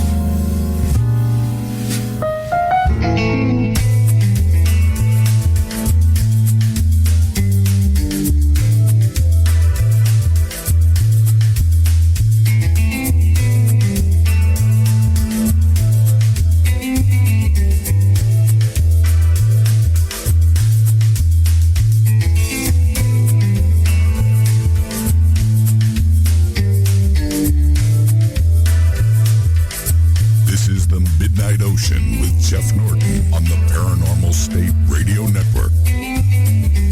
That is right, Andrew. This is the Midnight Ocean. And I am your host, Jeff Norton. You can join me live here every weeknight from 10 p.m. till 2 a.m. Eastern Standard Time, or on the web at www.themidnightocean.com. If you're joining us for the very first time on YouTube, thank you. Make sure you hit that subscribe button. We have crossed the 200 mark. Very good.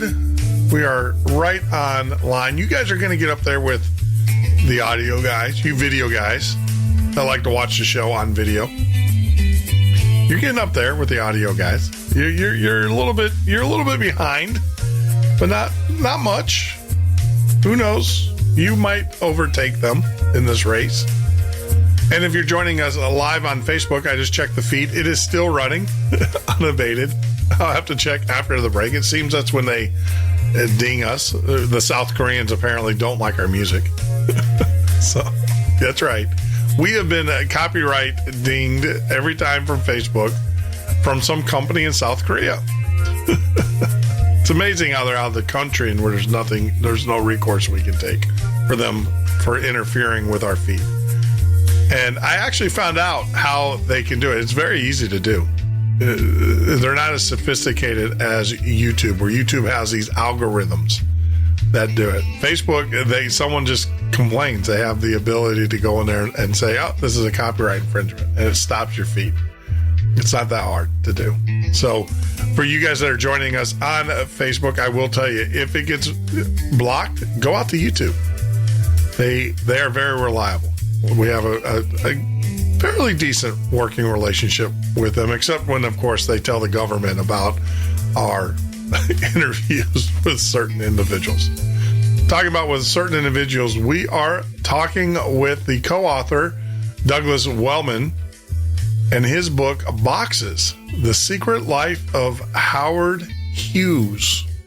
And we are talking about, I don't want to necessarily say the secret life of Howard Hughes, Doug.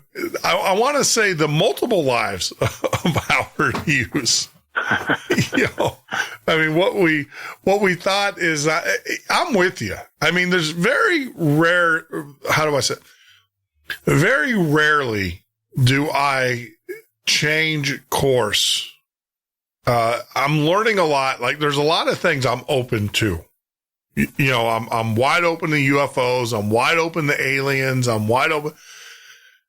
But very rarely do I change course in Main Street. And I always believe that the batty, kooky guy that died was the guy. Now, I don't know if this is the Mandela effect. I always thought that he died in a hotel in Las Vegas, not on a plane coming back from Acapulco. What was he doing in Acapulco? Sunning himself? I mean, he traveled. He had actually gone. One of the things about him, by the way, I'm watching you on YouTube, so. Oh, I'm sorry. You're very handsome there in your beard and hat tonight with your headphones. So. Thank you. With my alien headphones. And, it proves, if you can see it, it goes right through the green screen. And my kids, when they watch this, my daughters, they're all grown up. They say, yeah, Dad, you just proved what we've been telling you all along. There's nothing between your ears. Yes, with my alien hat and stuff. So, yes. Well, the story of Hughes here, and particularly the story in this book, is like the eccentric billionaire version of Where's Waldo, because he did travel all over the world. He, as we said earlier, he was given the identification of a dead CIA operative by the name of Werner Nicely, although he called himself Nicoli. The ID didn't match him at all. But that's how he ended up in Panama, because Werner Nicely worked out of Panama. So that's where he went first. So, yeah, I mean, because that's where supposedly he belonged. When he met Eva, he had this job that he never went to that he eventually retired from, which, how hard is that, I guess? And he never cashed the checks. I never cashed the checks. But Eva had some health problems, and they decided to get out of Panama. Sure. And so that's when they moved to Arizona, as we've already discussed. Yeah. And then on one of those trips, like the one you mentioned, when your relative saw him in the pickup truck, he went out and some guys tried to rob him and hurt him. So he said, that's it for Arizona.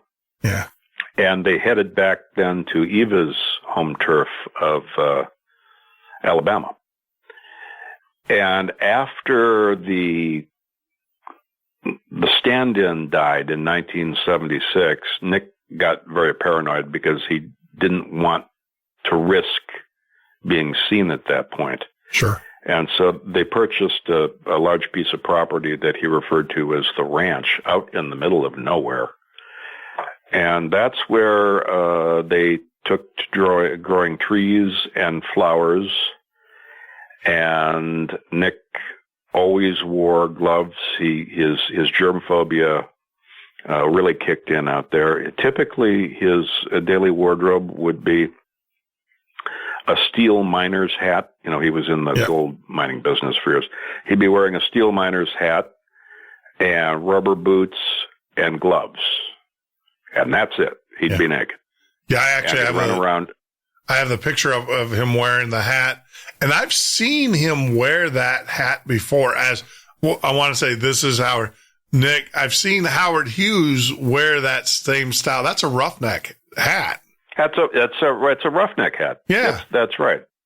Yeah. In fact, I said the miner's hat. It wasn't a miner's hat. It was an oil rigger's hat. Oil rig. That's a roughneck hat. Yeah. I mean, I know that lid anywhere. Yep. And so he would wear that and run around naked. And even though they supposedly had no income, he was a compulsive buyer of gadgets, technical things, tools and things like that. And so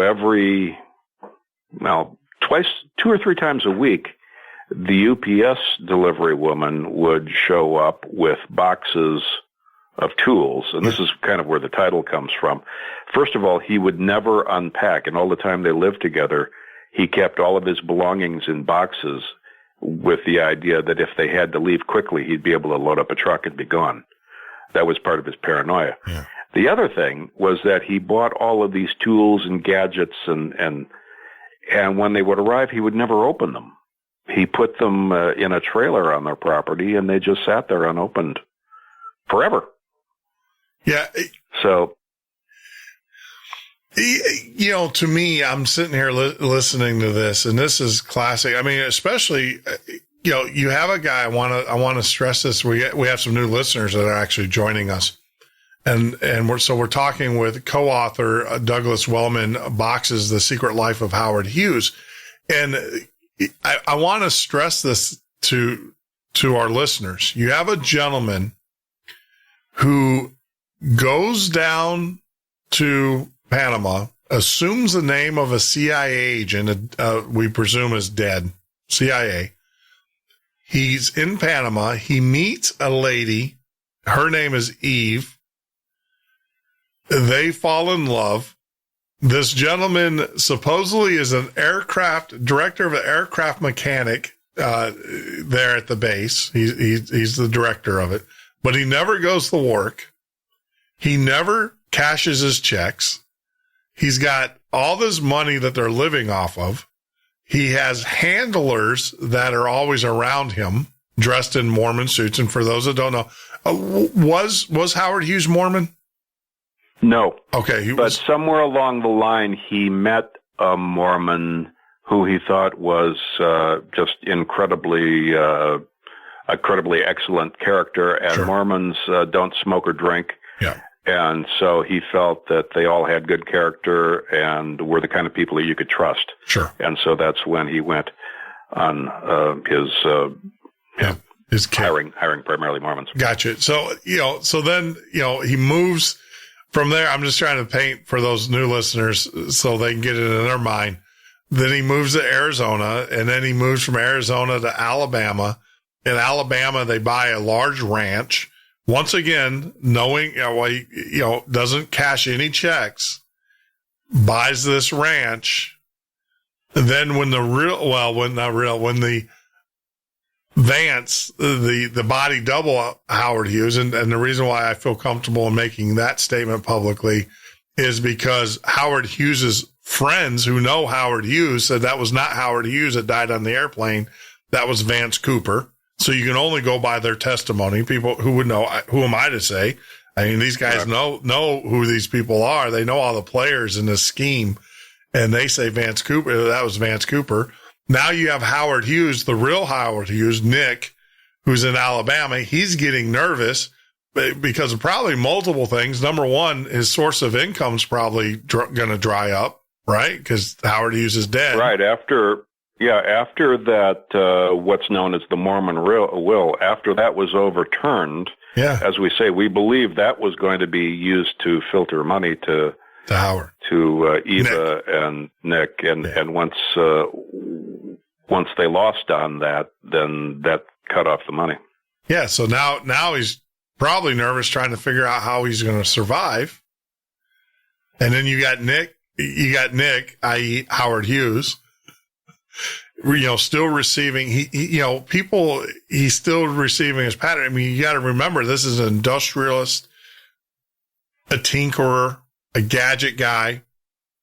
He's not going to stop doing that regardless of who he is. And you're saying you get UPS deliveries things.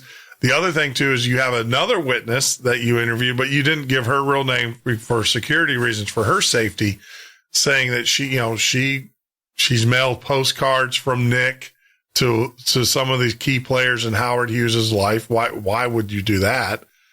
It's just, look, the I don't want to say circumstantial evidence. I think the physical evidence is pretty much, I'm sold. I'm sold. There's another bit of physical evidence that actually started the second edition of this book. When Eva, after Nick died, Eva eventually ended up living in Florida. That's where I first met her, living in Florida. And she had all of these boxes. She still had his stuff. And so she gave a lot of that to Mark to dispose of. And when he was going through all of the material, right after the first book was published, there was an exhibition at the Strategic Air and Space Museum in Nevada.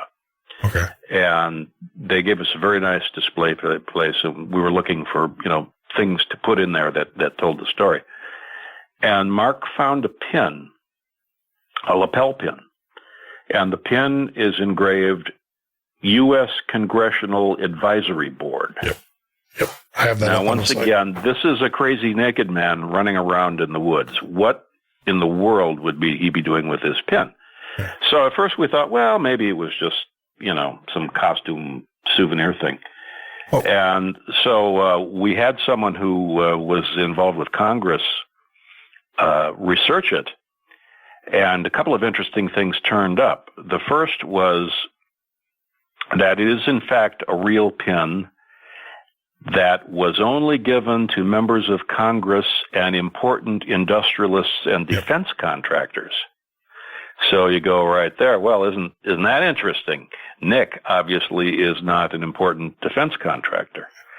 The second part of it was that this pin, these pins were created by the American Security Council Foundation in August of 1981. The first interesting thing about that is Hughes was already supposedly dead. So whoever gave him that pin knew that Hughes wasn't dead and Nick was a real guy. So then you look and say, well, I wonder who that person was.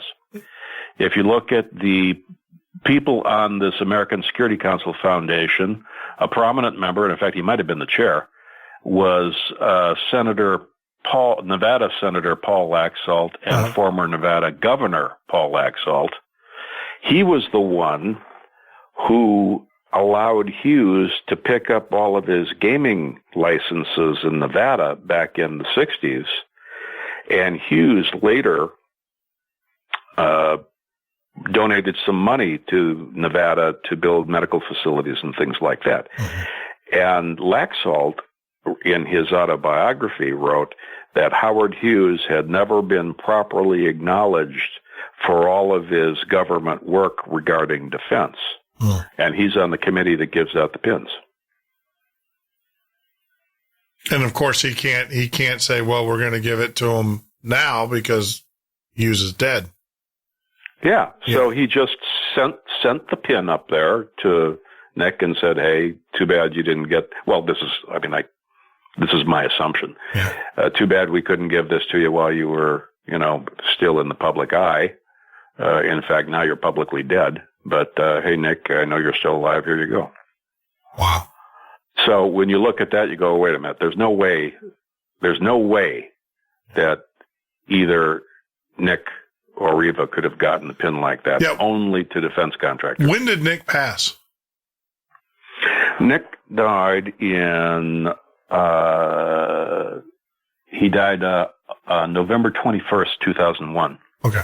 I want to make sure, the reason why I want to get this timeline down, because I want to make sure that people, I've seen the medal, the Republican medal. You can buy those on eBay right now. I mean, a lot of these medals correct. you can buy on eBay. But Nick passed in 2001. There wasn't an eBay. Right. And I don't think the medals are being sold. I think that's a new phenomenon. Well, I have to look. Right. I'm sure one of my listeners will correct me. But 2001, I don't think eBay existed. So it's not like he went out to eBay and bought these and this is a stolen valor kind of thing. This is probably, these are legit. And I don't know how long he'd had it because Eva had this thing stashed away for quite a while. Yeah. And then she gave it to Mary Bozeman, who's in the book. She gave it to her basically to hide after Nick died. I think she was afraid that someone was going to take it away from her. Mm-hmm. And of course, when you're looking at large donations to the Republican Party, you've got Howard Hughes financially propping up Richard Nixon for a number of years. So we haven't been able to unravel this one yet, but the speculation is that that medal, we believe, came from Richard Nixon and was probably given to Nick, maybe when he was in the White House. Nixon was in the White House. We don't know how long he'd had it. Yeah, that's the Republican Party presidential medal? Or the Republican Party medal? Yeah, that's the one I'm showing now. Yeah. Yeah. So 2 more pieces of physical evidence that are, you just don't get these because you're hanging out in the woods in Alabama. No, not really. Tending to your rose garden. People, very few phobic naked men are given medals by the president. Yeah. Yeah. So even, and the other part that, it seems like Nick carries over a lot of the same phobias that Howard Hughes had. Well, I'm just going to say that Howard Hughes, Nick is Howard, because they had some of the same phobias. They had the same phobias in terms of germs, but then you look at the physical evidence. There is a family genetic hearing loss in the Hughes family. Nick had that hearing loss in the same ear, and that was one of early points of contention between he and Eva, because Eva would say something and he would sort of mishear it and then start an argument over something she never said. And so that was always kind of interesting for him. Also, his eyes, those weird colored opaque eyes, he had a distinct vision problem in them, and that was also part of the Hughes issue. And then, of course, we've already briefly mentioned the fact that the burn scars from the 1947 plane crash, Nick had the burn scars in the exact same places that Hughes had. And when Dee Dee was putting the burn cream, I guess it was some sort of painkiller, analgesic, whatever. When she was putting that on his hands for him, she asked him how he got burned, and he said, I was burned in a plane crash. So So he actually admitted.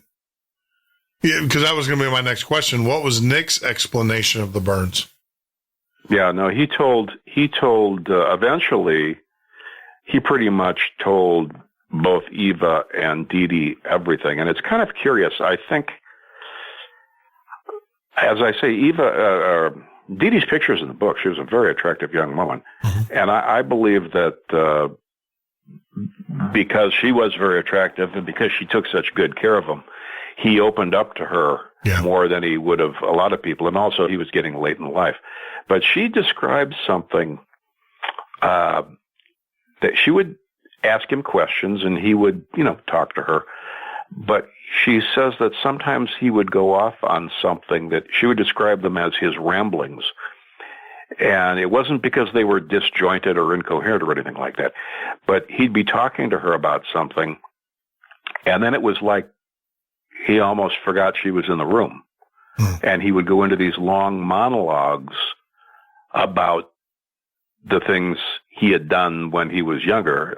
Howard Hughes had done. They were all Howard Hughes things. And when I did this, and when I did that, and when I did this, and she would just sit there and listen to him because he would just go on and on like she wasn't even there anymore. Yeah. Well, I mean, I can understand that because of the fact that, you have a disassociation issue going on now, because as long as the other Howard Hughes was alive, you were always alive, right? Howard Hughes was alive. And now Howard Hughes is dead.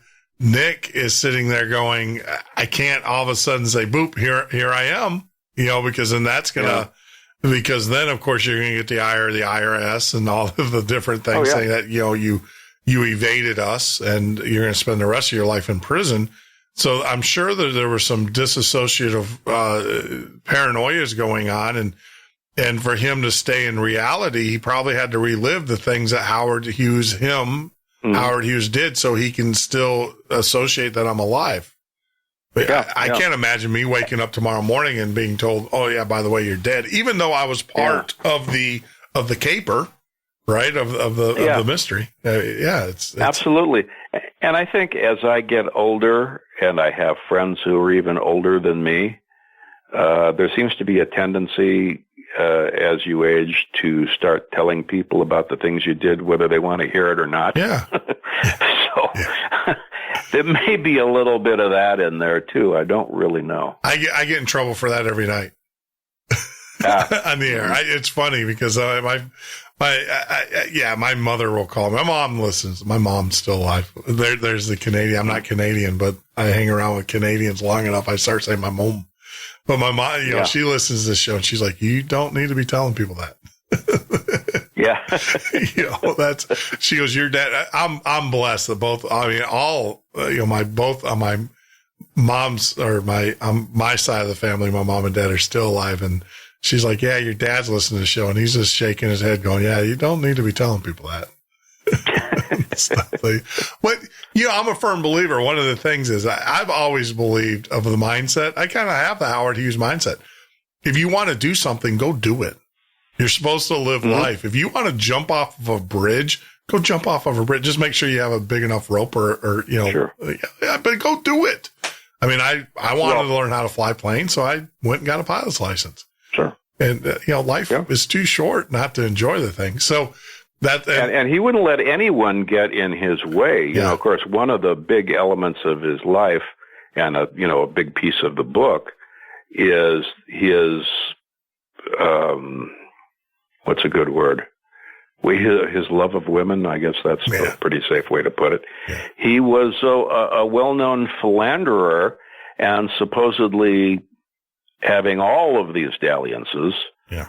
Childless, which of course in the book we show wasn't true at all. He has at least 2 because they've now become friends of ours, and perhaps as many as 11. Yeah. But finding the children was a big deal.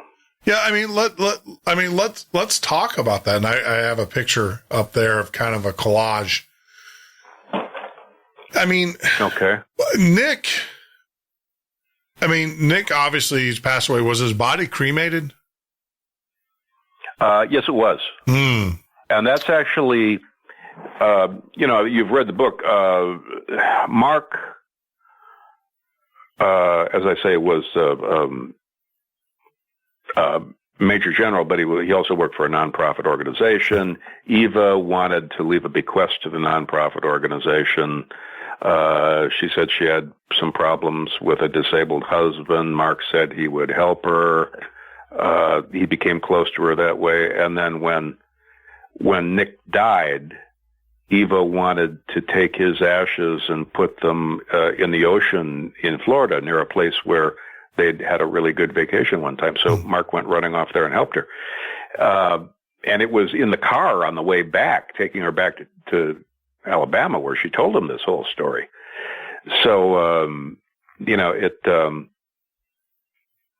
it's just a very strange deal. Well, I mean, but his supposed children. Yeah, I can't imagine that car ride. Here you are. Mark couldn't either at first. Yeah. Here you are. And let's talk about Mark a little bit. Your co-author. I mean, he's a major general, right? Correct. Yes, retired. He's now retired. Yeah. And I got into this. I was sitting in my office in Los Angeles, minding my own business, when the phone rang one day. Yeah. And it was a friend of mine who at the time was an active duty Air Force lieutenant colonel. And he said, I know this 2-star general who's uncovered this really strange story, and I believe it's true. Yeah.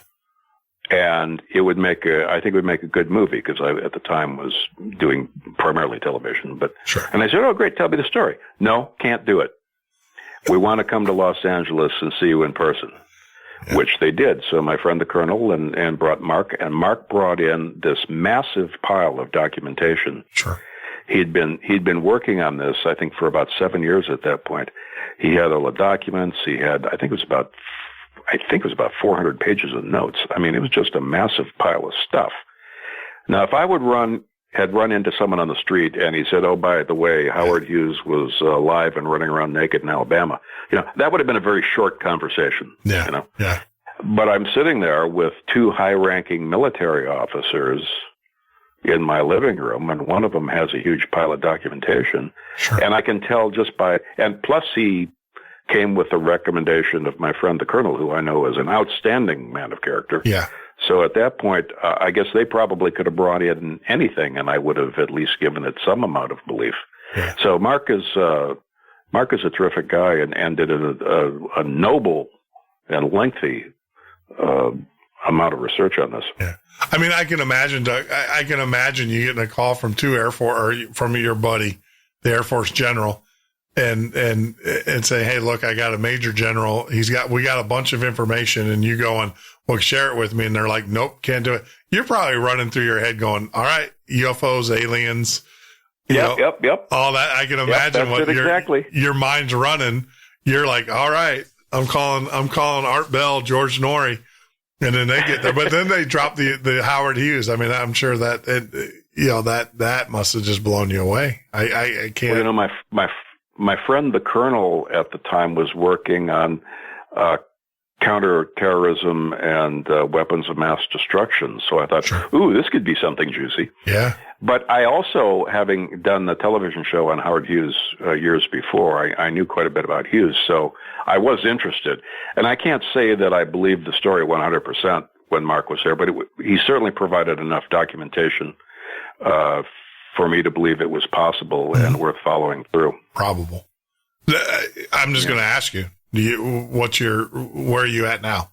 100%? Oh, 100% belief. Okay. I tell you, there's absolutely no question with about anything. I was about, I would say, 85% convinced when, maybe not quite that much, when Mark left Los Angeles that first time. And then as I went through all of the material that he'd provided, which took quite a while, the more I dug through it, I had the same response that he had as he was researching it. You'd find another piece, and at some point you say, well, wait a minute, this really doesn't look like it can be coincidental. But the capper for me on the first book came, Eva had said that there was a process of Nick, once Hughes was officially dead, the AIDS kind of dwindled and then disappeared. And sometimes Nick would, get a phone call. Sometimes he sent the mystery-coded postcards. That was one of the things he did. And Eva said, well, every once in a while, a helicopter would come in and land on our property, and he would go out and talk to them.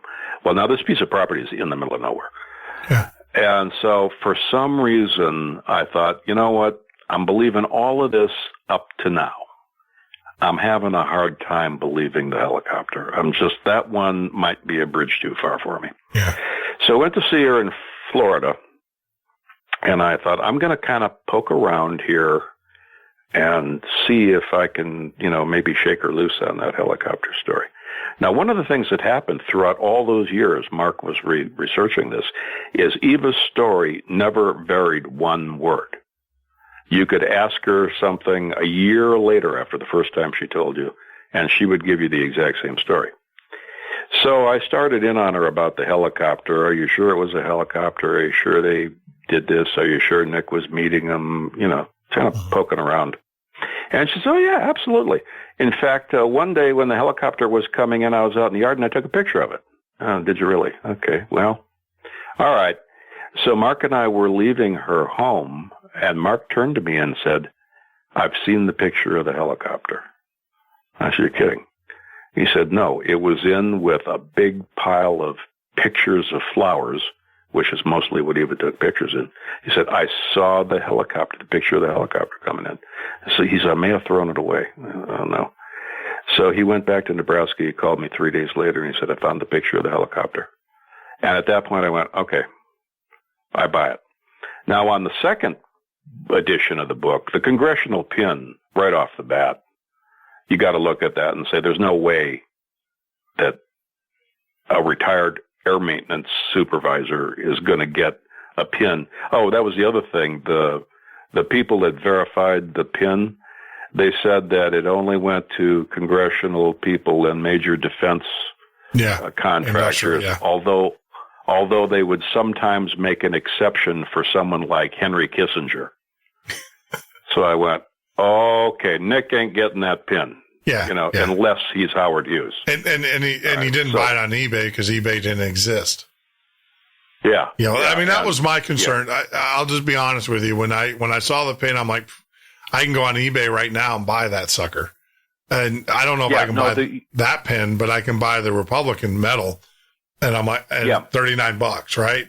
But the pin, the other congressional pin, there was no eBay back then. I don't think Eva's going to go on eBay and buy this pin, and make this elaborate story. It just doesn't fit her character. So that of course was the pin on the second edition. That's what got us started. And then of course I got a call from a woman who identified herself as the daughter of Howard Hughes. Well, I get calls like that. So, but she said, I know you probably heard stuff like this before. I have a private investigator who will vouch for me. So why don't you just talk to him? And that was Jim Spiller, who not only vouched for Cindy, but turned out to be the investigator way back on the Mormon will case. And then Cindy, on her own, found a man by the name of John McDonald. That's the other picture where there are two people that side by side. Yeah. John looks exactly like Hughes, because Hughes, of course, is his father. And then you get into this whole strange story where the man he thought was his father turns out to be the man who killed mobster Bugsy Siegel. I couldn't make stuff like this up, but, it's just so strange. Yeah. So what's the connection? So what's the connection with Hughes and the mob? Hughes was, okay. Besides Vegas. That's probably all you need, right? Vegas. No, actually, it was interesting because there was a man by the name of Archie McDonald who ran, at one point he was president of Hughes Tool.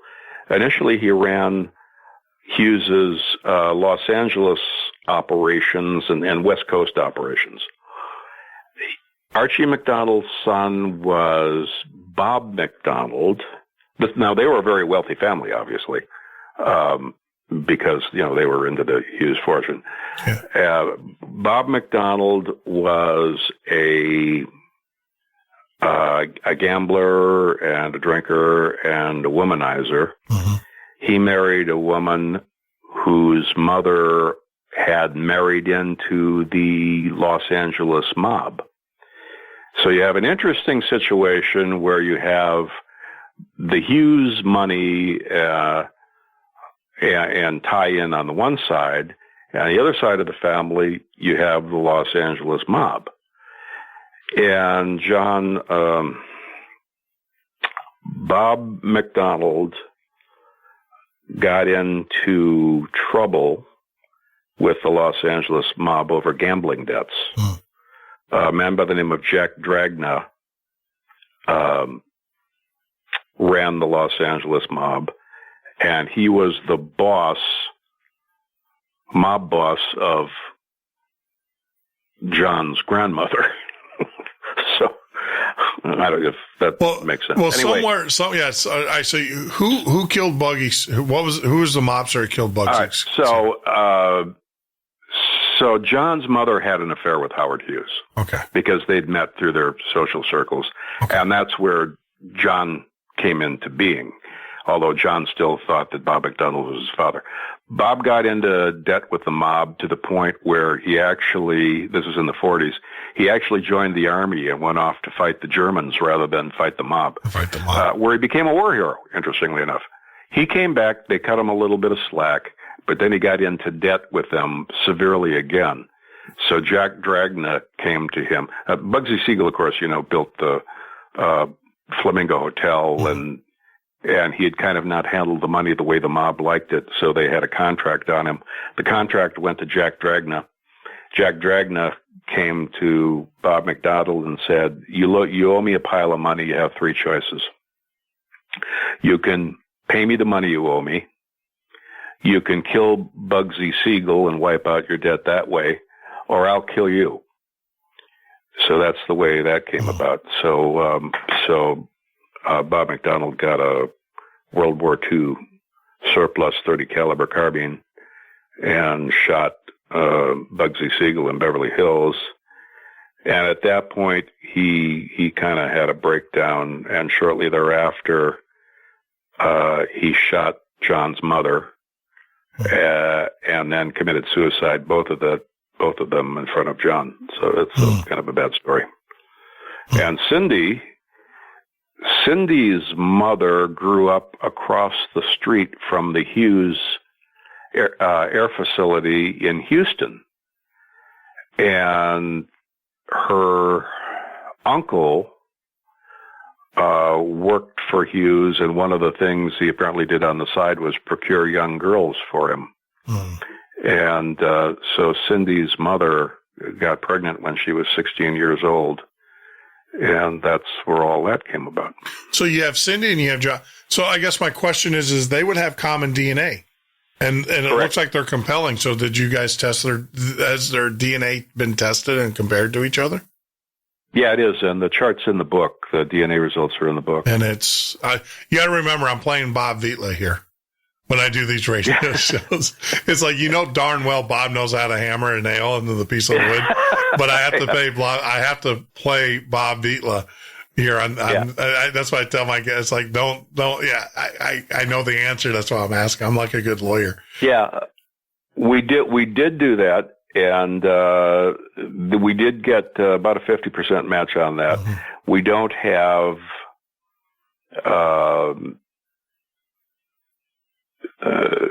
well, if we had a few more players in the family, it would tighten it up a little bit. But as we are now, we're at about 50%. But there's not a huge. I mean, if you take two people off of the opposite ends of you're going to get some match. You always do, right?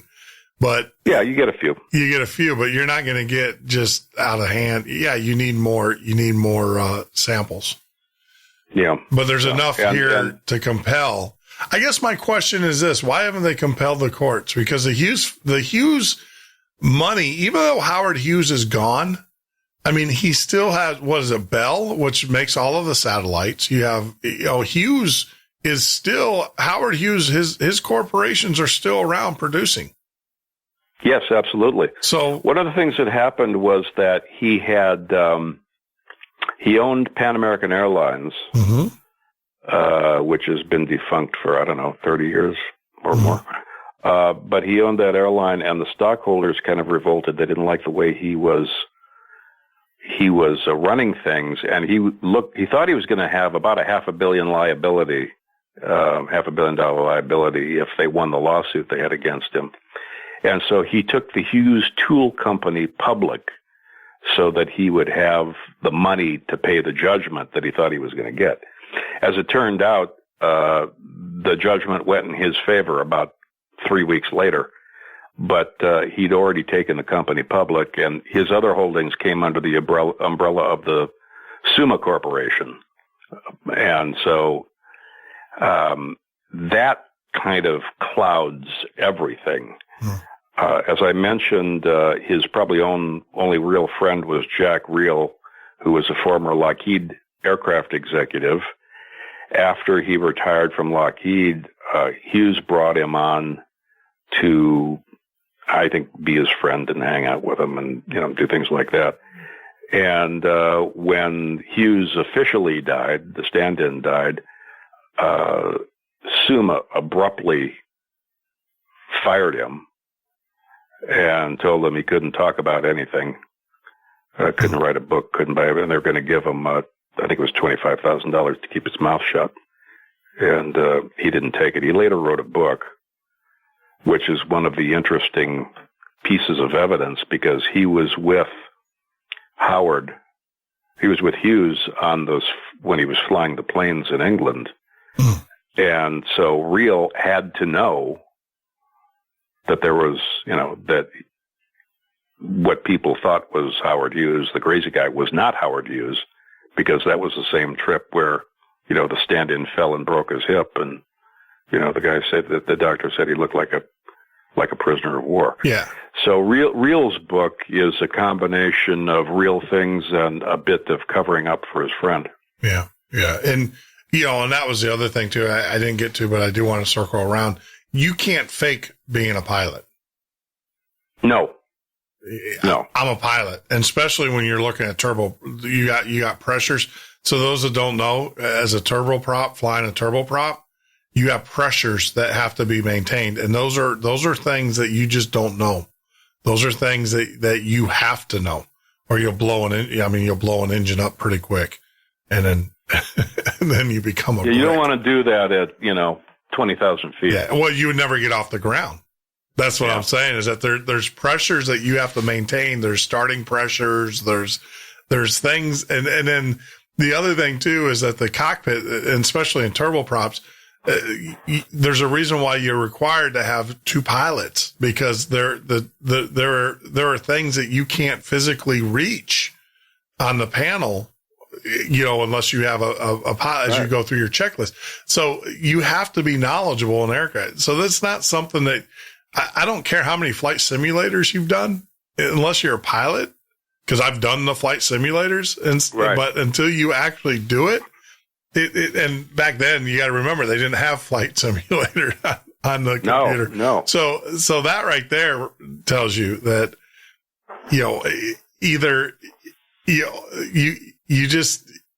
it's physically impossible. That is the ultimate test for me. That's what sold me about the whole book, is when you guys talk about the fact that 2 weeks prior you have, the sane Howard Hughes flying a plane, and it takes too the cognitive ability to maintain what they call pilotage. The cognitive ability that one must possess. That's why I don't fly jets anymore. Well, it's expensive, and I don't have rich friends anymore. Well, I do, but they don't let me fly their planes. But I can tell you that, you're in the zone. when you do that stuff. And you have to be 100%. That's why when you get a pilot's license, the pilot license, one thing, it's your medical is what you have to maintain. That's the hard part. And, if you don't have the cognitive abilities, you're not going to be coming back. I mean, that's the crazy thing about, and like I said, that's what sold me on your book as we sit here and talk about Box's The Secret Life of Howard Hughes. You need to change that name. I'm sorry. I know that you already pulled your book back once from the publishers, but you need to call them. You tell them that Jeff Norton says it needs to be the double life of Howard Hughes. Well, that works too. Yeah. Because that's pretty good. Because when I first read, when I first saw it, I was like, the secret, okay. I knew he was with the CIA. I remember watching the documentary where he built the Global Explorer, in the sub, and they only pulled up the first part of the sub. I guess, that's you're right. Correct. It's split in half. So they only got the bow of the sub, but I think that's what they wanted. Well, they wanted it all, but that's what they wanted. And one of the things that Nick told Dee Dee is that he was very angry with the CIA for bungling raising the submarine. Yep. Because there was technology in there that he wanted, and it went down with the other piece, whatever it was he wanted. I don't know. That whole operation. You're right, because what happened, I think, I remember they did on Netflix. There is a movie now that they've released about that whole program. Oh, really? It has been released, and I watched it. And what it was is that the Soviets were getting wind of what was going on. And so they were moving it slowly. They had an ascent speed in which these arms, grabbed it. And because they were afraid that because the Soviets were honing in on them and realized what they were doing, and they sped it up, and that caused one of the arms to break, and thus the bow or the stern fell back into the ocean, and they only recaptured. And they have pictures. I think Netflix has an actual documentary out on it now. I'm gonna have to look that up because that's a fascinating story. Oh, it was incredible. And there was a Soviet ship watching the whole thing. They knew. Yeah, they knew what was going on. He wasn't fooling anybody. Yeah, well, what are they? But there was a reason why, and I remember that in the documentary that they were pressing it. They were going way too fast for what so you got to remember, you're lifting, I don't know how many hundreds, if not thousands of tons of steel out of the ocean where you have resistance anyways, right? This is not space. Yeah. And so that was amazing in itself. The fact that Howard Hughes built that in the short time, I think it was 13 months from start to finish. Something like that. And he was the perfect candidate to build that, not only because he had done so much work for him before, but he was probably the only person that people would think was legitimately goofy enough to actually build an undersea mining ship for that kind of money. Yeah.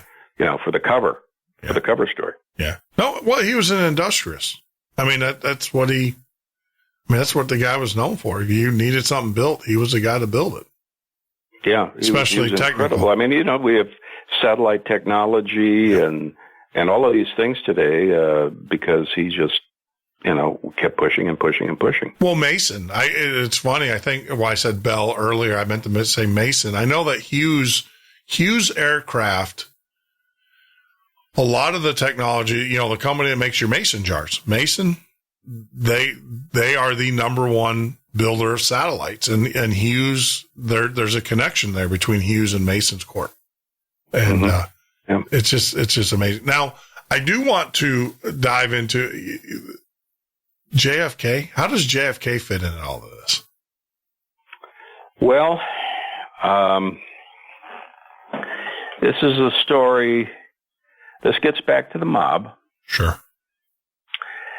And Hughes was not directly involved in this, but he had information about it. We go back to the Los Angeles. First of all, the Chicago mob was run by a guy by the name of Sam Giancana, and he had a guy who worked for him named Johnny Roselli. Mm-hmm. So if we go back to the early 60s, the CIA decided that the mob, specifically Giancana and Roselli, could be helpful on the Bay of Pigs invasion, which, of course, as I already mentioned, Robert Mayhew, who worked for Hughes, was part of that. So you've got those two guys connected to Mayhew through the Bay of Pigs. Then Roselli was sent to the West Coast to kind of oversee Giancana's dealings, particularly in Las Vegas. So that's where you have Howard Hughes being connected with that. But also, Roselli, even though he and Jack Dragna, who ran the Los Angeles mob, even though they didn't particularly get along very well, they associated with one another. And both Dragna and Roselli, as well as Howard Hughes, would occasionally show up for Sunday dinner at John McDonald's grandmother's house with Nick Moretta was her husband, the mobster. So all of those people knew one another from that. So it appears that the CIA and the mob once again collaborated on killing JFK. The CIA was unhappy because the Bay of Pigs didn't work out. The mob was unhappy because, for two reasons. First of all, they thought they were going to get their casinos back. Yep. After the Cuban invasion succeeded, and Kennedy at the last minute pulled air support, so the Bay of Pigs failed, so they didn't get their casinos back. And the other thing was John Kennedy's father, Joe Kennedy, had been a bootlegger in the 1920s and had also been connected to the mob. And apparently Sam Giancana Kennedy had hijacked another mobster's trucks or something like that. And there was a contract on him, and Giancana interceded to keep Joe Kennedy from getting killed. Well, when John Kennedy was running for president, he was afraid he wouldn't carry Illinois. Yep. And he needed some help there. So Giancana stepped in. Yeah. And basically rigged things in Illinois so that Kennedy would win Illinois. No. In exchange for that, he expected that the president was going to be their guy. He was going to be on their side. Yeah. And then, promptly, John Kennedy appoints his brother Bobby the attorney general, and Bobby launches an attack on the mob. So the mob was completely infuriated with the Kennedys for doing that. They felt that they'd really been betrayed. The CIA felt they'd been betrayed because Kennedy backed off on the invasion. So it appears there's a collaboration there in terms of killing perhaps both Kennedy brothers, but certainly John. Now, both of these guys, Roselli and Giancana, were both called in to testify before the Senate Committee on Assassinations. Bobby Kennedy and Martin Luther King were assassinated the same year, just very shortly. And, of course, John Kennedy had been killed several years earlier. So they had the Senate Committee on Assassinations. Giancana and Roselli were both called in to testify because people believed correctly that they had been involved. But before they could testify, Roselli turned up in a 55-gallon drum floating off the coast of Florida, pretty thoroughly dead. And then before Sam Giancana could testify, somebody walked into his home while he was cooking dinner and pumped a bunch of gunshots into him. So both of them were silenced before they ever got anywhere. Before they can tell their story. Yep. But, of course, Hughes knew both of them, and probably through Mayhew, he knew quite a bit of the story. And perhaps Nixon knew something. I don't believe Nixon was involved in it by any means, but, he may have known something. So Nick conveyed to Dee Dee a few things that he knew about it. And also he told Eva that he seriously suspected that Lyndon Johnson was involed. Yeah. We can't prove that. We don't have the evidence on that, but certainly that idea has been floated more than once. Yeah. Read Jim Mars's book. Yeah. Yeah. I mean, exactly. There's several. I just finished an audio book, and the evidence is compelling, but you don't want to distract from what you're doing.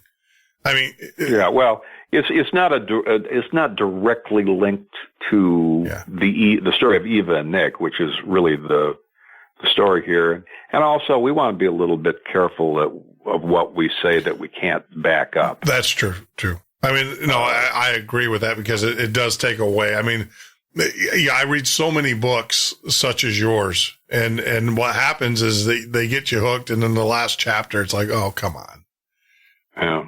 Why did you do that? We have more information. We have more information, but we were asked not to reveal it at this point. Why is that? Is that still to protect certain individuals? I know that you mentioned. Yeah. Yes. You mentioned Debbie, correct? Dee Dee. Yeah. And that's not her real name, but you said that she was concerned because there's someone that's still alive that can take care of her, or not take care of her. Interview. We conducted that interview 2 years ago, and at that time, she said when 30 years ago, when Nick told her the story, he told her never to repeat it. Mm-hmm. But then when she read the first edition of the book, she said she cried because she really did love Nick and Eva. Mm-hmm. And so she said, since you guys were nice to them in the book, I'm going to tell you a story, but we got to be careful about how much you use. So she did have some other information. But Nick, when he told her the story originally, he said, don't repeat this because there are people who come after you. Yeah. And so we used some of what she said, but not all of it. Sure. I mean, who was Nick afraid of? I mean, obviously you had the IRS, and you had, was Nick into the mob? Or Howard? Was Howard into the mob? No, I think at that point, he was very much concerned for Dee Dee. Oh. That was really the focus. In fact, there was at one point when Nick was starting to dispose. He had all these files in boxes, mm-hmm. and he decided that it was time that he got rid of them because he didn't want them to fall into the wrong hands. And Dee Dee was with him on 2 occasions when people showed up. On one occasion, there's a man named John Meyer who worked for Hughes and did a number of things, and he was kind of a shady character. Dee Dee said that he showed up one day and removed boxes, and I asked her if she was sure it was him. She identified a picture of him, so it apparently was him. And then she said she was there another time, and 2 people came on the property not from the roadside, but from the back. And she said Nick saw him coming, and she was doing her homework there. He was kind of talking, and she was doing her homework. And he told her to grab her things and get out of there fast. And she literally just grabbed everything and ran out to her car and drove off because he did not want her seen by whoever they were. Huh.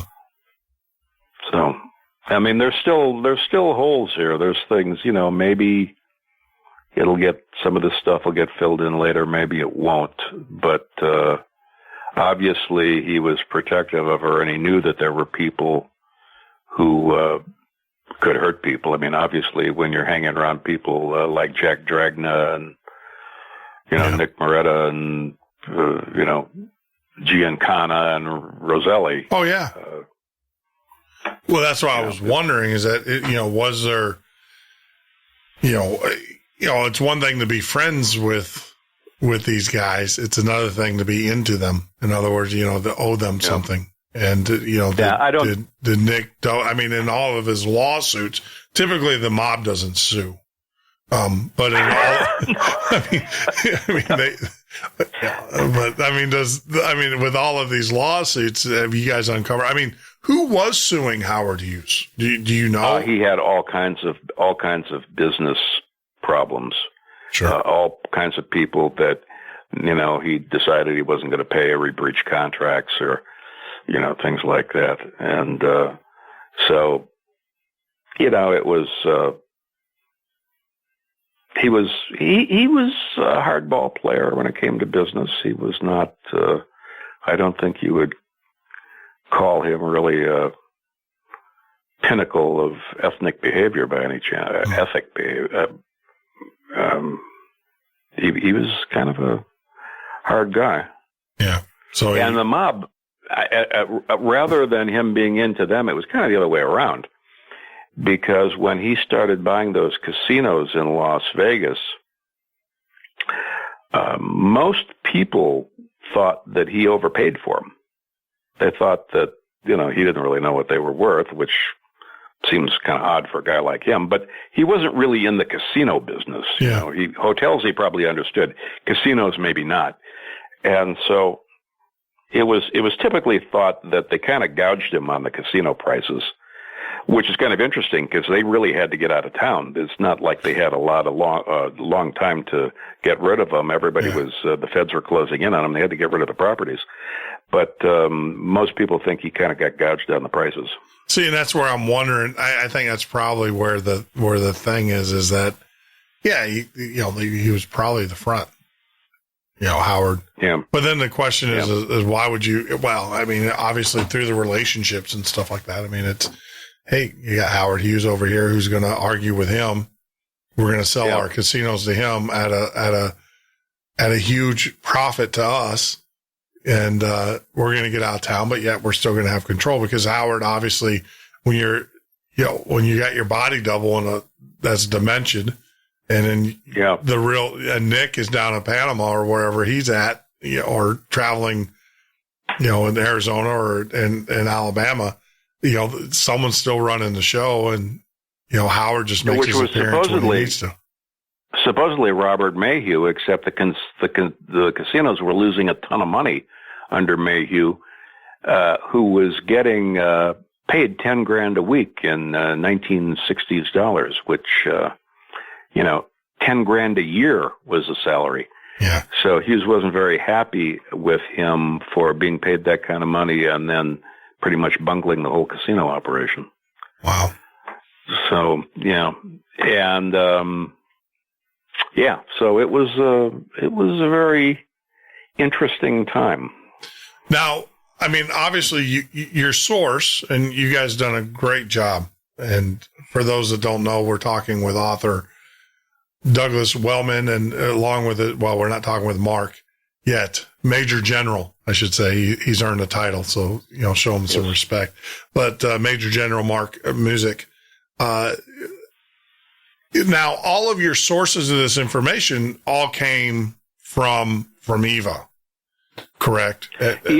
Eva initially, Eva's story came from Eva, and as well as later on from Dee Dee. And then there are a couple other people, the woman who had been delivering their UPS packages, and the Bozemans, people who knew them. They didn't have a lot of friends, but the Bozemans, for example, would confirm that he would always keep his hands hidden. He wouldn't shake hands. That he would normally wear gloves. All of the things, basically, they all kind of confirmed the same thing, that there was something wrong with his hands. But you had outside individuals who, and I guess I'm just trying to show, contributors to the story. And I don't want to say collaborators, but people that confirmed all of this. Oh, yeah. Now, I know this is a hard question, especially with the book. Did you find anything in the story where you went, no?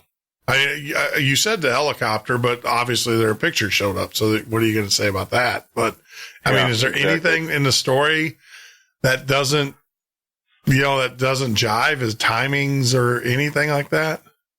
Well, you start from the premise. You got a pretty weird story here. Yeah, no, it's crazy. But you look at that and you go, so the starting point is, I don't know about this. It's a head scratcher. Yeah. And then you put together the pieces, one by one. One of the things that Mark did, as he was going through the story, Nick/Howard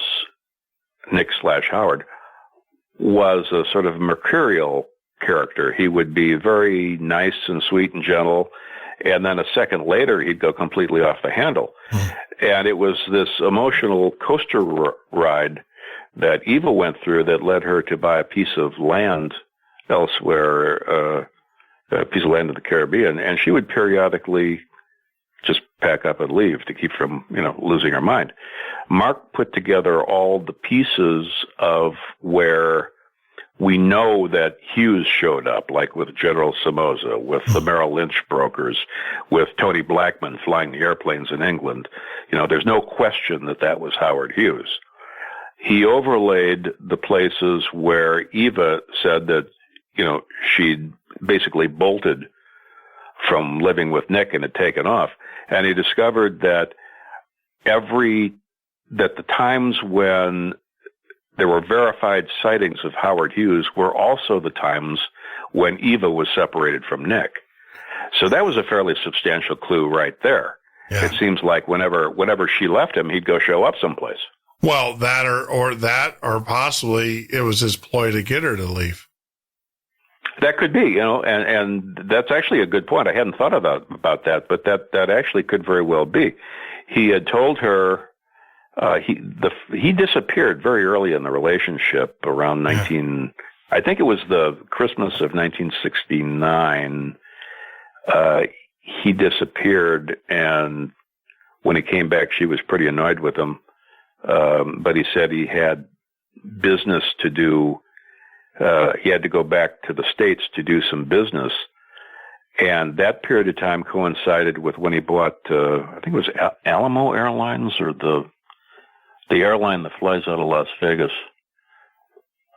He'd purchased that airline while he was separated, or while he'd left Eva.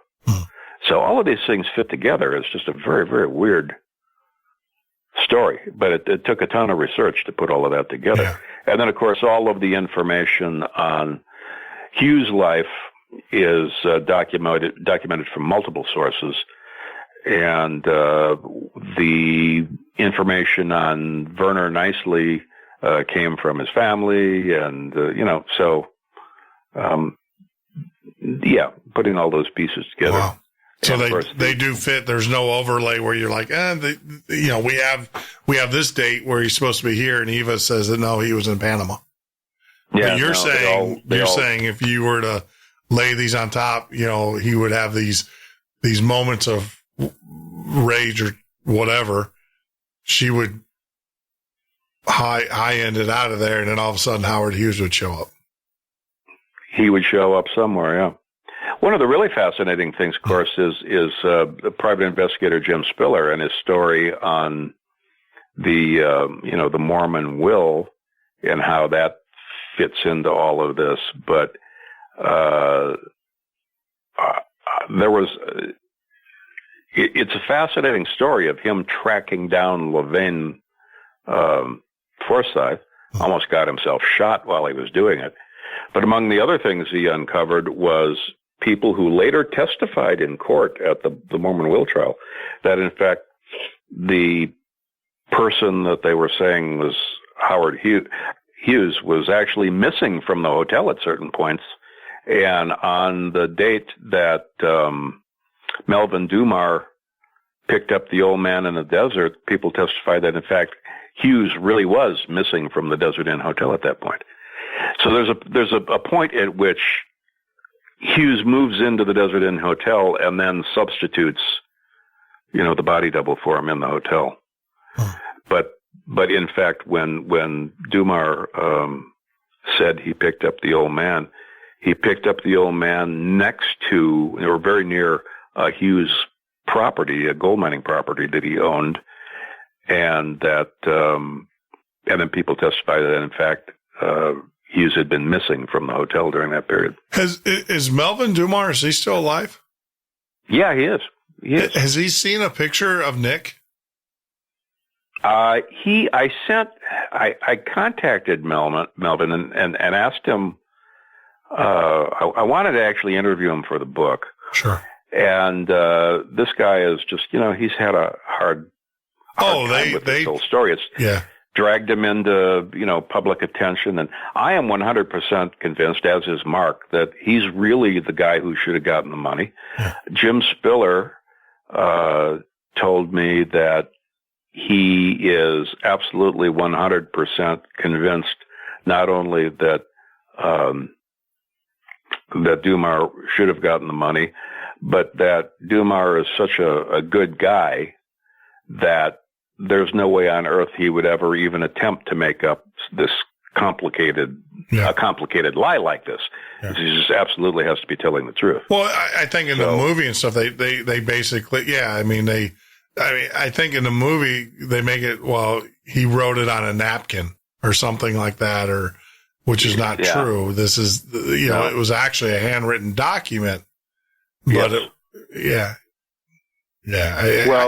asked, for an interview, and he actually brought the suit, he attempted to get the will overturned a second time, not that many years ago. And he didn't succeed at that. And I think he was just kind of, he didn't really want to get it all dredged up again, so he didn't really respond to my request for an interview. But I did send him a copy of the book a few weeks ago. Oh, so hopefully he'll respond. I'm not going to, maybe Melvin, if he's Googling, he'll come across the show and, I'll flat out say, Melvin, what you need to do is reach out to the two children, and you need to go back and probate with the two children of Howard Hughes. Yeah. And that's who you need to go back into the courtroom with.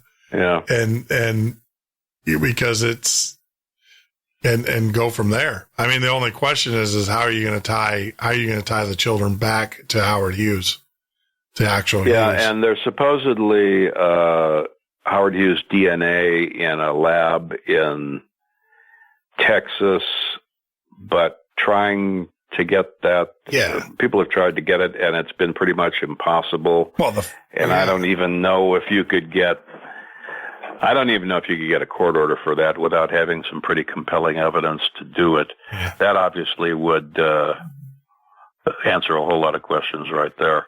And as I say, Cindy Hughes got a document from someone, and I won't mention the individual's name, but it listed 11 people who were children, according to this person who sent the document, who were Hughes' children.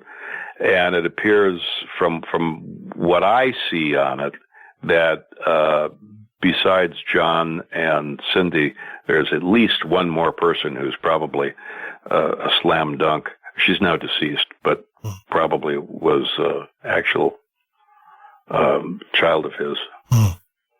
So I don't know. Some of it, I guess, we'll never know. This whole story has been a moving target since day one. Yeah. And as I say, I got two big pieces of information right after the book went to press. I would have really liked to have had those, 3 months earlier. That would have been very handy. But, it's the same thing with that congressional pin.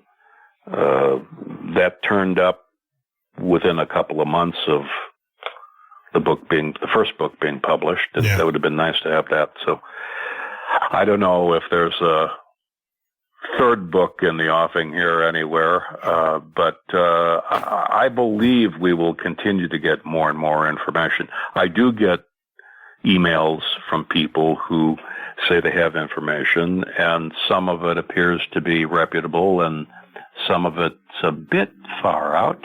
So. Yeah, see that's the problem. I mean, even in the UFO hunting and all that, what happens is that well, you know this, the whole disinformation.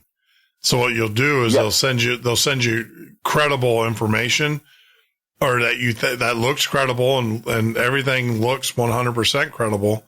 And then a week or 2 weeks later, they'll blow you up and say, see, and because that's fake, everything else is fake. Yeah. I mean, exactly. Absolutely. That's always been a concern. And I'm preaching to the preacher here on that one. Yeah, exactly. I mean, when you look at, that's exactly the kind of thing Hughes did his entire life was set up. Well, probably not his entire life, but in his later years, set up all these little traps for people to stumble into. And after a while, people just go, we don't know what's going on.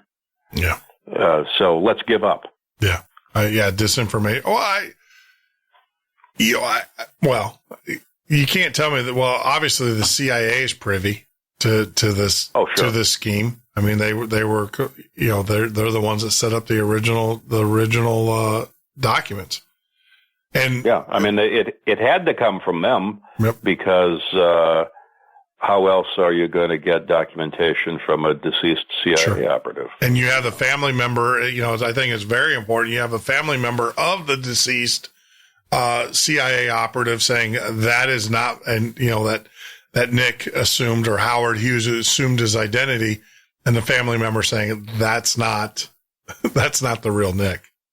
Yeah, looking at the picture and saying that's not my father. That's not my dad. Yeah, more importantly, that's not a cousin. That's someone saying that's not my father. No, that's not him. So, and I mean, everything about this is just so strange and that's of course the character of Howard Hughes. The stranger, the better. Yeah. I think he dwelled in it and he enjoyed it. Who wouldn't though? Yeah. I mean, you have an industrialist, CIA operative. Who knows what else Howard Hughes? Do you know of any other things that Howard Hughes was involved in with the CIA besides Jennifer? Project Jennifer? With the CIA, there was a diversion, and I believe this was a CIA project. They wanted to do a satellite show. Of course, this is at the dawn of satellite communication. They wanted to do a satellite show with Elvis Presley. Now, Hughes knew Presley. In fact, I think Hughes owned a house in Las Vegas, I think, that Presley rented for a while. But the idea was that they were going to do, Elvis Presley, of course, was huge. He was probably the biggest star in the music world at the time. Yeah. So the idea was that they were going to do this big satellite show and divert everyone's attention from something else that was going on. So that's pretty much as much information as we have. We know that the show went off. It was Elvis Presley Aloha from Hawaii. What they were hiding or didn't want anybody to look at, I don't know. So they either hit it so successfully that we never will know, or it didn't. It was nothing. I really don't know. But the CIA, of course, was the satellite communications were big because he was picking up everything. I mean, there were spy satellites basically. Yeah. When you look at the fact that prior to that time, we'd been flying surveillance aircraft like the U-2 and the SR-71 over Russia, over Vietnam, all of those places. Suddenly we could put, and they, of course, Francis Gary Powers got shot down in a U-2. Yes. So the SR-71 flew high enough and fast enough, so they hadn't really figured out a way to hit it yet. But why take the risk? I mean, even a mechanical failure could have brought the aircraft down, Yeah. So I take that risk when you can equip a satellite with, cutting-edge optics that nobody can hit. It's just going to float around there watching every single thing you do. Yeah. So, and that was Howard. That's what he was doing. Yeah. Yeah. I mean, like I said, the guy was, Mason.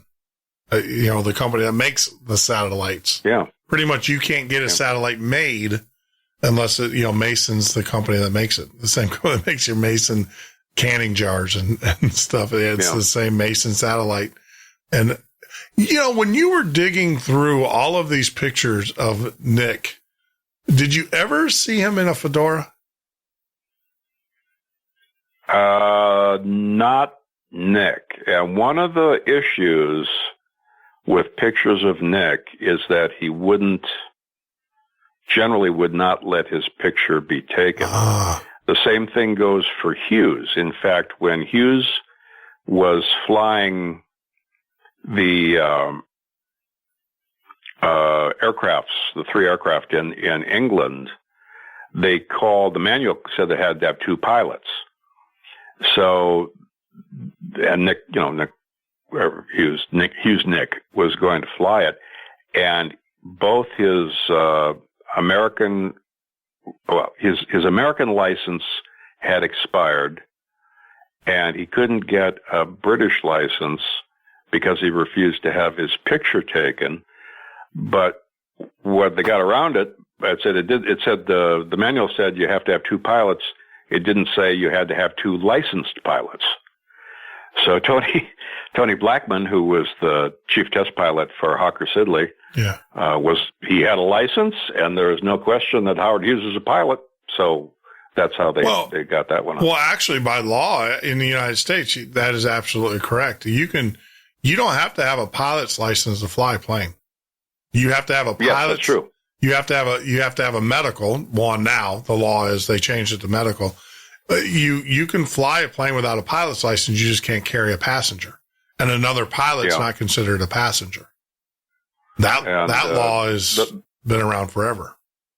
There's the whole light sport aircraft thing too, where the licensing is.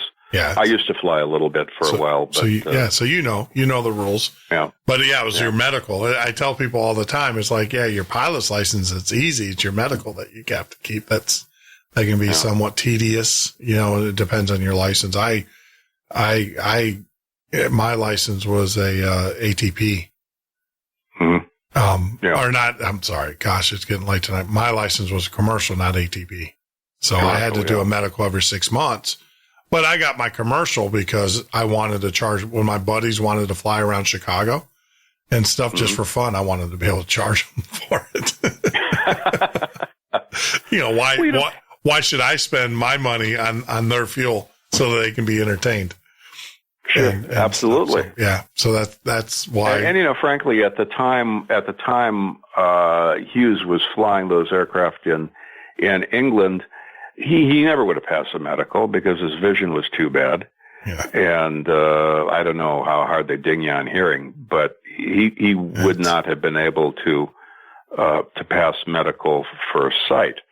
One of the interesting things, though, and this goes back to what you were saying about you can't fake being a pilot. Yeah. One of the aircraft, I believe it was the jet, maybe it was all 3, but they had what I'm guessing was a very early GPS system in it. Mm-hmm. And that was one of the things that Hughes was particularly interested in. They flew to England in a vicious storm. Blackman didn't even want to fly, but Hughes insisted. And Hughes was very impressed because that system, they're flying through the storm, and that system put them right down on the runway. It was that accurate. Yeah. So, and basically they only did I think they claimed a medical emergency or something that Howard Hughes was on board, and they did a touch and go. And that's how Hughes could stay in England a little bit longer because you have to leave the country every 6 months. Yeah. And so doing that touch and go, counted as him being out of the country. So, I mean, this guy had a scam for everything. Yeah. Well, yeah. Well, he had to manipulate the system and everything. Wow. Just it's an incredible story, but it does align. That's the thing, is it does align with everything. I mean, phenomenal job. And as we talk with our author, our guest, Douglas Wellman, talking about Boxes, The Secret Life of Howard Hughes. Well, Doug, we're getting late into the evening. Is there anything that I have left out or anything you want to talk about? Obviously, links to the books, and we have those up on the author's page. If you go to the midnightocean.com, themidnightocean.com, click on tonight's show, and there are links to the Amazon for your book and also to your website. Is there anything else we left off? We've kind of covered a lot of the material here. I think that, I think one of the things that I found the most fascinating about doing all of this, other than simply, the Eva's story itself, was the twists and turns with, the mob and Bugsy Siegel, and this story goes all over the place, and it's just one of those things that was completely fascinating to me. Yeah, people of power. I find that people of power tend to attract. It's not living in Chicago and meeting the people that I met while I was in Chicago. Like I said, I'm one of these guys. If I want to meet someone, I will meet you. Not because it's forceful. I will it, and I do whatever I have to do to make it happen. If you're right. And I just put myself in a position to make it happen. And I think that's kind of, and it's easier when you're in a position of power because these people are together. I mean, yeah. I mean, there's so many connections. I mean, Eva being followed, for example. Yeah. Well, one of the interesting things is that Eva, after Nick had passed away, Eva was living in Alabama, and this woman sort of drifted into her life. Eva wrote poetry. She had a book of poetry published, and this woman just showed up one day and said, "Oh, I read your book, and I love your poetry, and I write a little poetry." And so she became Eva's friend. And Eva, had been separated from people for a long time. Nick wouldn't let people around. Yeah. So she was kind of lonely. So she was, I think, happy to have the company. And this woman, who we refer to as the mystery lady, because we don't really know her name, somehow convinced Eva to move to Florida, and she handled the moving, and a whole bunch of Nick's stuff disappeared, like that oil rigger's hat and a whole bunch of things disappeared, things that would potentially have DNA on them. Yeah. And we never did figure out where all of that went.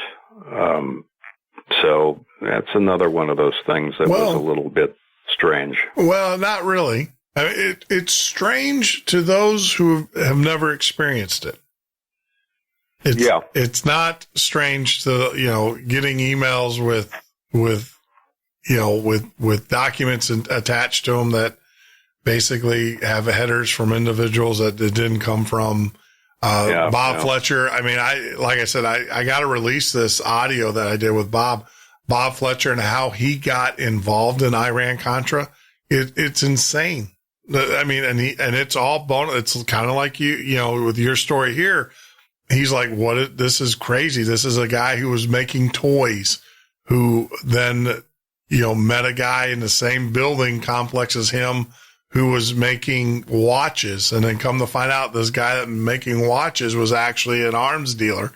And, and you're sitting here listening to the story, but it's all true. It's all in congressional hearing information. When's that going to be on? It is, I need to put it on before Jeff gets whacked. Okay. No, I'm actually going to put it out there in the midnight. I was going to save it for a night where Jeff got whacked, that would be played. But, no, I'm going to put it out there to listeners. I got to squeeze it into the schedule because I think it needs its own night when I don't want to mix it with another show because this is incredible stuff.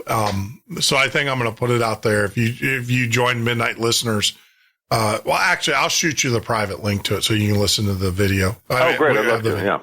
Yeah. And then we'll do it. I mean, join Midnight listeners. I mean, that's... Yeah, actually, I was fiddling around here while we were talking, trying to subscribe to your YouTube channel, and I'm trying to do that without wrecking anything here. Okay, yeah. It's not out there yet, but I'll send you the link. There are things the people who go creeping around and doing interesting things that are kind of spooky. You know, one of the things that happened in the property they had, they call it the ranch. They had a number of trailers on there, and one of them, as I said earlier, Nick would order all of these tools. He never opened the boxes, and he'd put them in this big trailer. When after he died, they were trying to clear up, the stuff, and their friends, the Bozeman's, went over there trying to to look to see what was in the trailer, and all they found was, Mary found a big snake, which kind of dissuaded her from hanging around too much longer. When they went back, they found that the trailer had been burglarized and the things had been stolen, which, okay, that's not unusual. But they had stolen the sinks and the plumbing.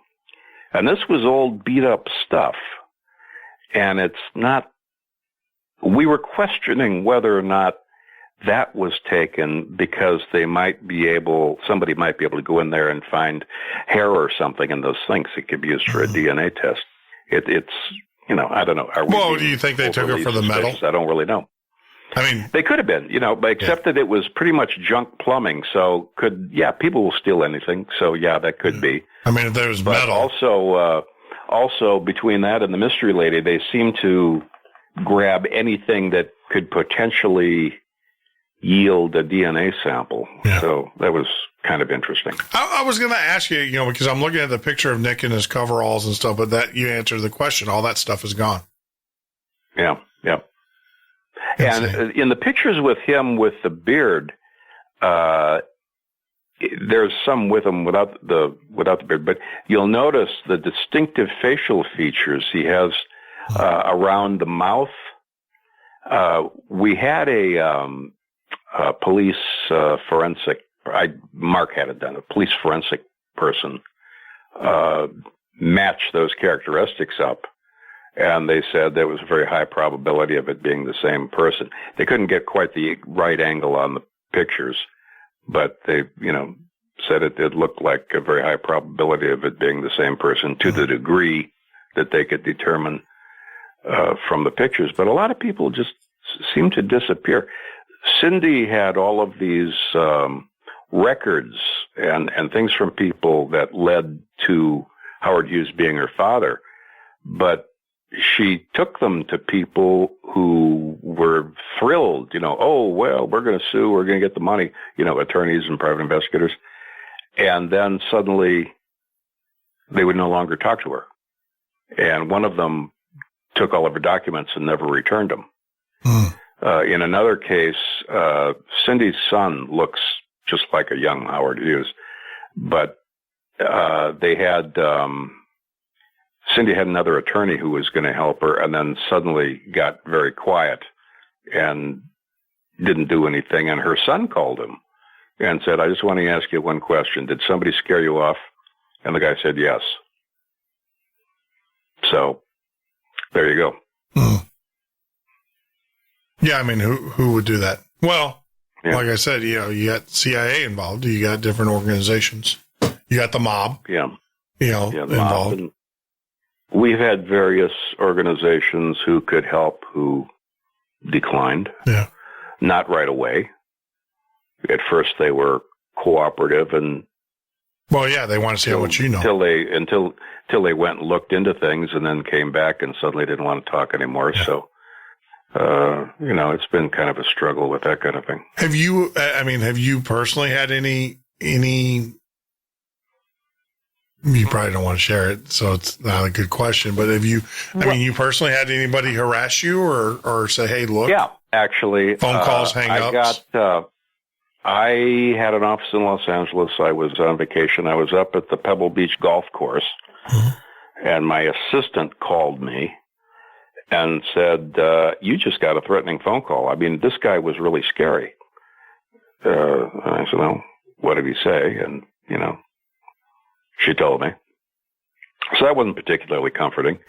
I had another person call me who, I'm trying to remember exactly what they said. Basically it was, I want to warn you, you're poking into something that could cause you a lot of trouble.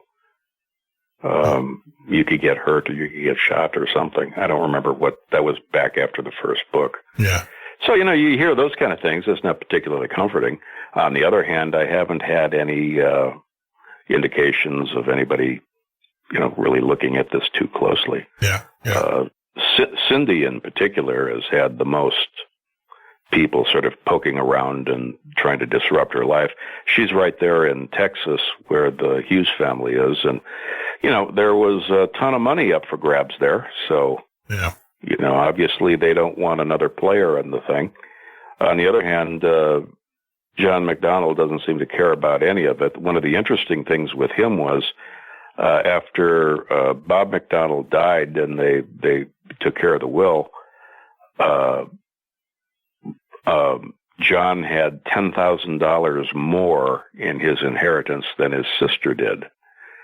And so John asked his grandmother, how come I have more money than my sister? And he said, oh, that's from Howard Hughes. He owed your father the money. Well, in fact, Howard Hughes was his father. Giving him, yeah. So, how about Major General Mark? I mean, music, has he had any threats? I don't really feel comfortable answering that. Okay. We'll have him answer it when we get on the show. Yeah. I'm just curious because it seems like this is a story that's not going to die. No, it keeps floating back. And, we're up against, obviously, the people who do know some things are getting up in years and they're kind of disappearing. When we did a book signing after when the first book came out, and we had a guy, he was an older man in a wheelchair, and he talked about having Hughes being called to work for Hughes on a property. And I had a pleasant conversation with him. And then later on, I found actually he would have been a guy who would have known a lot of things, but I didn't get his name. So I thought he was just a guy. And then Mark told me later, he wasn't just a guy. He was an important guy. Yeah, he was someone that we should, Yeah. Wow. So you never know. Incredible story that it seems like it's not going to end anytime soon. And, great research. I mean, just great. This is journalism here. This is what journalism should be, right? You guys did. Well, we need, when you have an odd story to begin with, or weird in this particular case, I think it's incumbent on the authors to be very, very careful on documenting where they're getting this information, because, you said it earlier, all you need to do is let somebody sort of twist things slightly different, and then people come back and say, oh, that thing was wrong, therefore it's all wrong. It's all wrong. Yep. So we did take great care in documenting the material. And, of course, we have Eva's interviews are recorded on both audio and videotape. One of these days, I'm going to get them up on our website. Oh, wow. And of course, now she died in 2010, yeah. Wow. Or December 2009, early 2010. But we do have the video and the audio recordings from that. And I have some recordings of interviews, but I'll be a little careful about some of that. Yeah.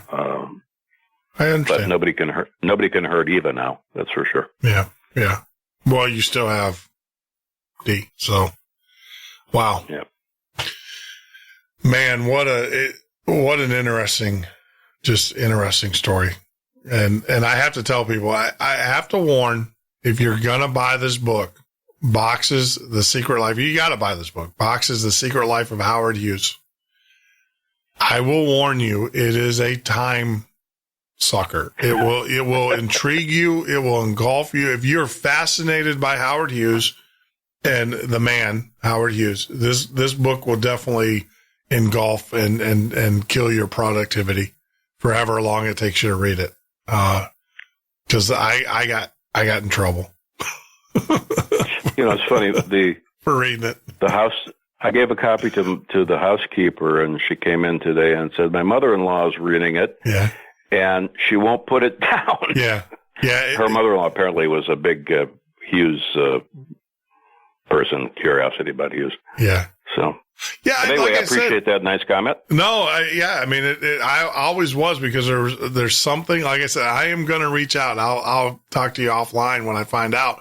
But I remember in Arizona, when we lived there as a kid, there is some connection to Howard Hughes and our family folklore. And I vaguely remember hearing about a truck and Howard Hughes broken down and someone in my family helping him with his truck. And they came back and I believe what happened was the relative saw a picture later or something and said, hey, that's Howard Hughes. Mm-hmm. That was Howard Hughes. And I would love to hear that story, because Nick and Eva were there. And also, I mentioned in the book, but Eva had a particularly troublesome truck that was always giving her grief. And that's probably what he was driving. Yeah, it was like an old Chevy. It was kind of like, I think my uncle, I got to look, and I want to put words in my uncle, because my uncle, he always bought these old beat up just trucks, and he used to leave his keys. It was hilarious. He would leave, and I'm like, Uncle Jim, why? He goes, I hope someone steals it. And they bought a truck. They actually bought a truck. It was from the 40s. Yeah. In 1940 something or other, late 40s. I don't know what model it was, but it was kind of interesting because it was kind of temperamental to drive. I remember Eva saying that it was, great gnashing of gears every time they tried to drive the thing.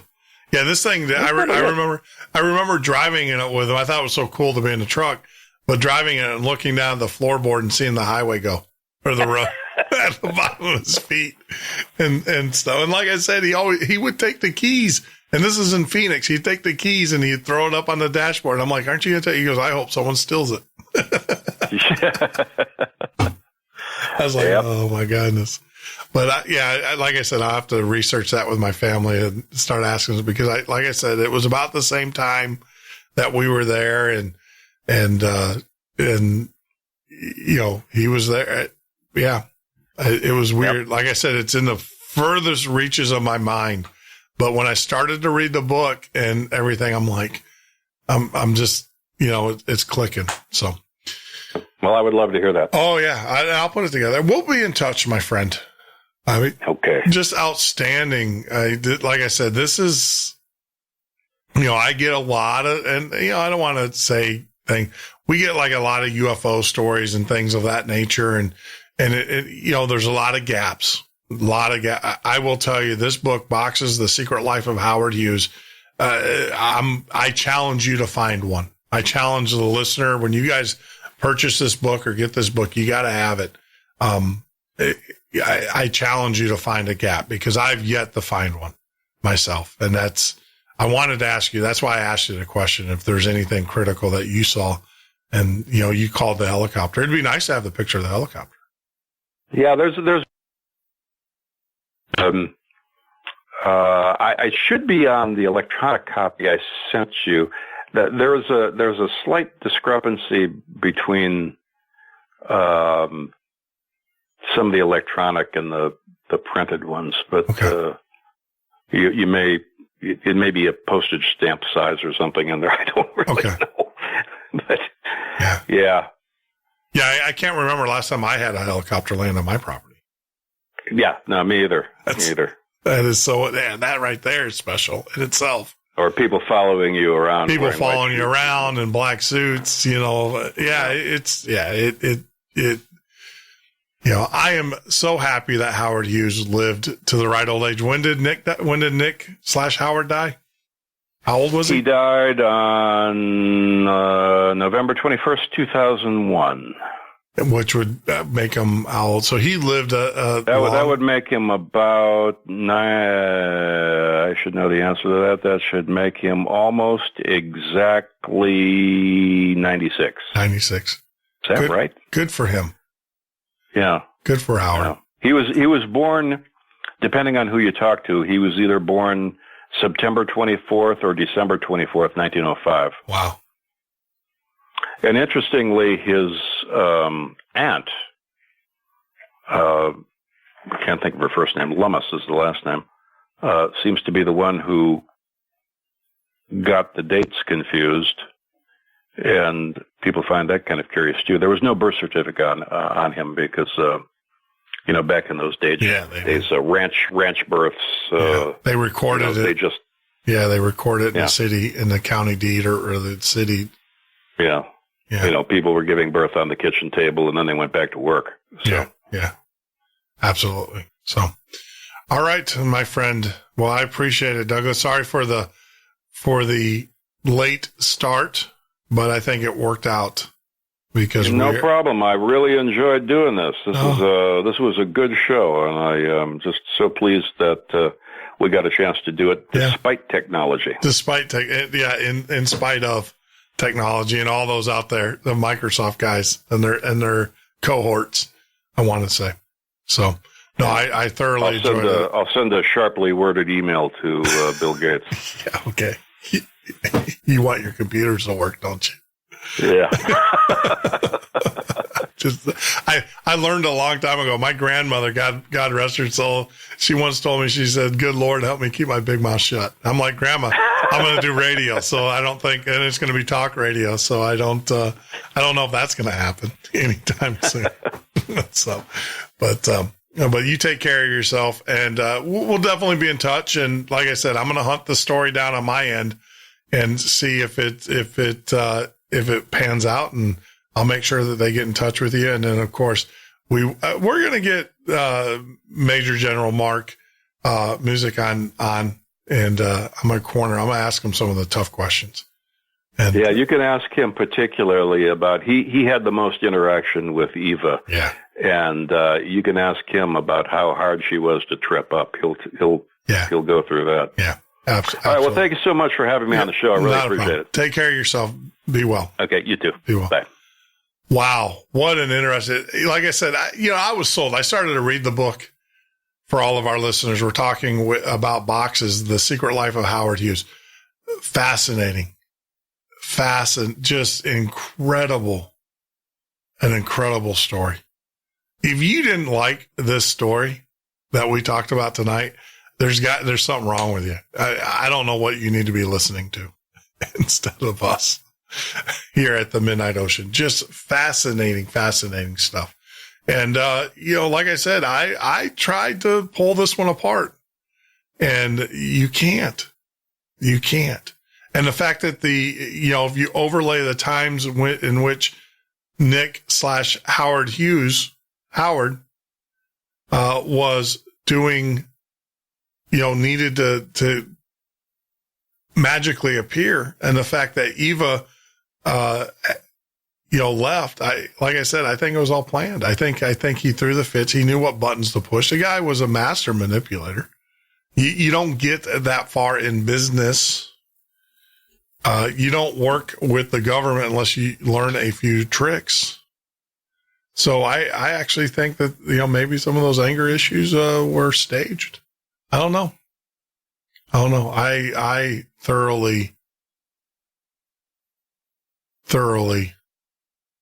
loved this conversation. And I hope you guys did too. Well, like all good things, they must all come to an end. I will tell you, we will keep open lines. I'm going to fire up. There's no reason to take a break here. I will just shut this one down, and then we'll open up and we will take your calls. And you tell me what you think as we roll on into the night. Bring up the Skype line here. I would love to hear from you. Tell me what you guys think about tonight's show. Was it entertaining? Man, I thought it was incredible. I literally thought it was incredible. If you want to give us a call, you can call 352-388-3900. That's 352-388-3900. Love to hear from you. If you have Skype, feel free to type in TMO listener. If you want to shoot me an email, you can do that at listener.themidnightocean@gmail.com. If you want to join the Midnight Listeners, it's very easy to do. You can type in Midnight Listener or Midnight Listeners, plural.com, and that will take you to the page in which you can join up there. I promise I will post the Bob Fletcher interview up there. I didn't want to take away from this show. And so I wanted to make sure that this show got enough exposure, but I will get the Bob Fletcher show up there to you guys in the Midnight Listener group. And so you guys can take a listen to that. It's incredible. I got to get it up. I got to get that show out there for my safety. I don't need to be sitting on it much too longer. But I will tell you this. I do have a dead man switch per se. So there's a reason why it is being held up, or if it is held up much longer, it will auto post itself. But what a show. If you want to give me a call, feel free. I'd love to hear from you guys. The number is 352-388-3900. 352-388-3900. I see one ringing. Here we go. Caller, please just say your first name and where you are calling from. Debbie, Seattle. Hey, Debbie in Seattle. How are you? Hey, I'm great. How you doing? That was a great show. Was it? Was that not incredible? Man, it's unbelievable. That's what we're all about here at the Midnight Ocean, trying to bring non-mainstream topics to the mainstream. So you bet. No, that was great. Yeah, I mean, when I started to read the book, I knew I had a tiger on this one. And that's why I had to get it to you guys, because it was just, I am convinced that everything we thought we knew about Howard at the end there, it was nothing that we knew about Howard. I think Howard manipulated us all the way to the grave. What's that? I've never heard a lot of what he was saying. Yeah, no, it was all news to me. I mean, it was all news to me. And like I said, Mark Music, he's a major general in the United States Air Force. He is not going to put his career, his pension on the line to put bunk out there. And we're going to get Mark on the show as well down the road. Good. Yeah. Good. Yeah, we're going to definitely have Major General Mark Music on the show, and we're going to talk, because he's the one that did, Douglas, Douglas is kind of like the I want to say the journalism side of it, where the hardcore research and the interviews, and I mean, Douglas participated. I don't want to discount anything that Doug has done in this book, but even Doug said that the Major General is the one that actually did like the hard interviews, and he's the one that drugged the story up to begin with. And so we're still, I'm just fascinated by how this all came about. And we're going to have him on the show. I can't wait. Me neither. Can't wait to have him and everything. Like just a bit. Yep. So tomorrow, guess what? We're going to have, we're going to have Brendan Garain on it, and he's called the Liver Medic. We're going to be talking about detoxification of your liver and different things, and how we're basically being poisoned, as we all know. So that ought to be interesting too. That's going to be a good show too. That's something that I'm very very fascinated with as well, and we're going to be talking about GMOs and all of that and his stuff. But tonight's show was just incredible. I couldn't have been happier. The problem is that how do you live up to a show like that, right? What's our next one? I don't know, man. I don't know. that was good. We'll do it. We'll come. Tomorrow's show is going to be cool. We're going to be talking about liver and GMOs. We're going to be talking about the liver and GMOs and the chemicals and the poisoning of our food system and how we're all being toxified and stuff with our guest Brendan Galrain, is like I said, and then we got some pretty cool guests. Hey, were you able to sign up for the Midnight Listeners group yet? I was on that. They got 2 things going on Facebook. What do you mean? 2 different formats set up. They got one that's just like the old room with no chat group, and then they got another one that got the chat group on it. You're talking about the live? Yeah. Oh yeah. No, they're messing with us, man. That's what I mean. No, Another Facebook girl was on the chat line, and she said I couldn't find it, and I had the same problem too. Yeah.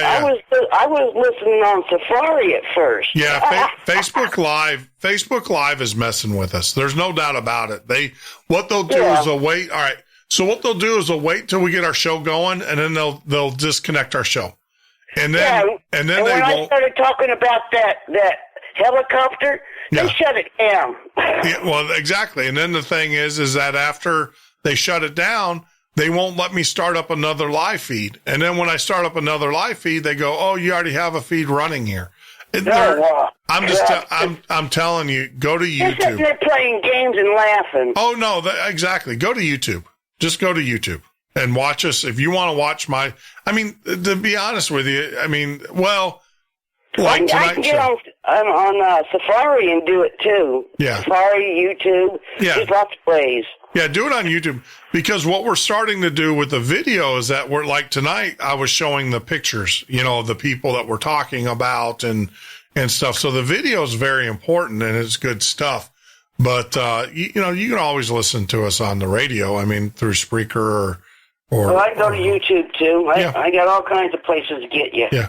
But I'm everywhere. That's right. Well, you got to be. But that's what I'm saying is get out and also sign up. And for anybody that's listening, make sure you sign up for the Midnight Listener. That's midnightlistener.com or midnightlisteners.com. When you sign up there and special videos and things, we're actually going to feed the video right to that site. So you can just go there and see it and just completely bypass YouTube and also Facebook. So that's the other thing we're going to do. I'm pretty sure I already did. That was the other site. Well, yeah, the Midnight Listeners, I will tell people that we did have a problem last night when I sent people out there.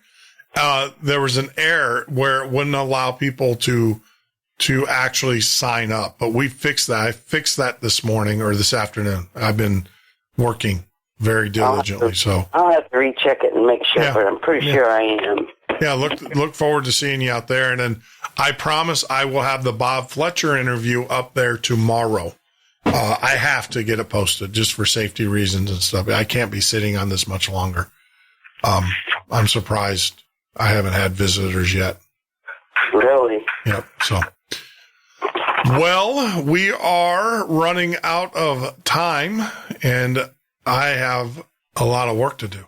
Okay. But I appreciate you giving us a call, and like I said, we'll be in touch and everything because we haven't forgot about you. I've been talking with my guy. We're trying to just coordinate resources and how we can get someone out there to see you and get a video. We got to get a video of this strange craft.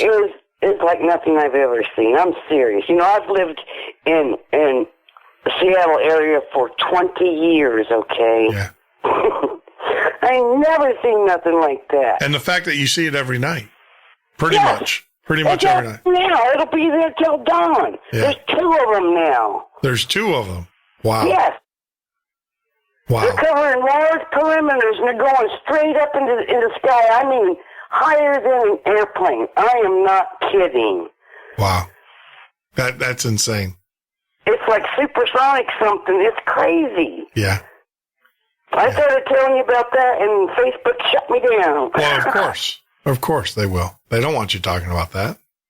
Who knows? It might be a Facebook drone or something. Who knows? Don't know, man. Who knows? We got to get to the bottom of this. That's all I know. Well, like I said, we're going to send you a resource that will get to the bottom of this for you. So, but like I said, I love talking to you and everything, but it is time to go. I'm told it is 2:00 and we need to shut it down. Oh crap! So, you got to go to bed. You take care. Well, I wish. I got a lot more things to do on the sites, but I will be talking to you tomorrow, my friend. Join us here. I will. From 10 o'clock to 2 a.m. every weeknight from. Oh my goodness! See, I'm getting along. I can't speak. I'm tongue tied. That's someone's telling. You're getting tired. I'm getting tired, and I don't think that the Tim Hortons coffee is going to do much more help and everything. But you've been listening to the Midnight Ocean radio show and podcast. If you join us here for the first time, thank you very much. We appreciate that. Make sure that you hit the subscribe button. That's very important. Also, if you're on Facebook Live, share us, and of course, follow us on Twitter at themnocean.com. I just want to say thank you very much. Thank you for your support. Thank you for all of your well wishes. I truly, truly appreciate it. Get out there to the Midnight Listener or midnightlisteners.com. Get signed up. Part of that is that you have a direct SMS text messaging direct to my cell phone. How cool is that? You'll be able to talk to me, chat with me throughout the day, and I do respond. I will respond. I do promise you that. But like always, all good things must come to an end. And if you can be anything in the world, be love.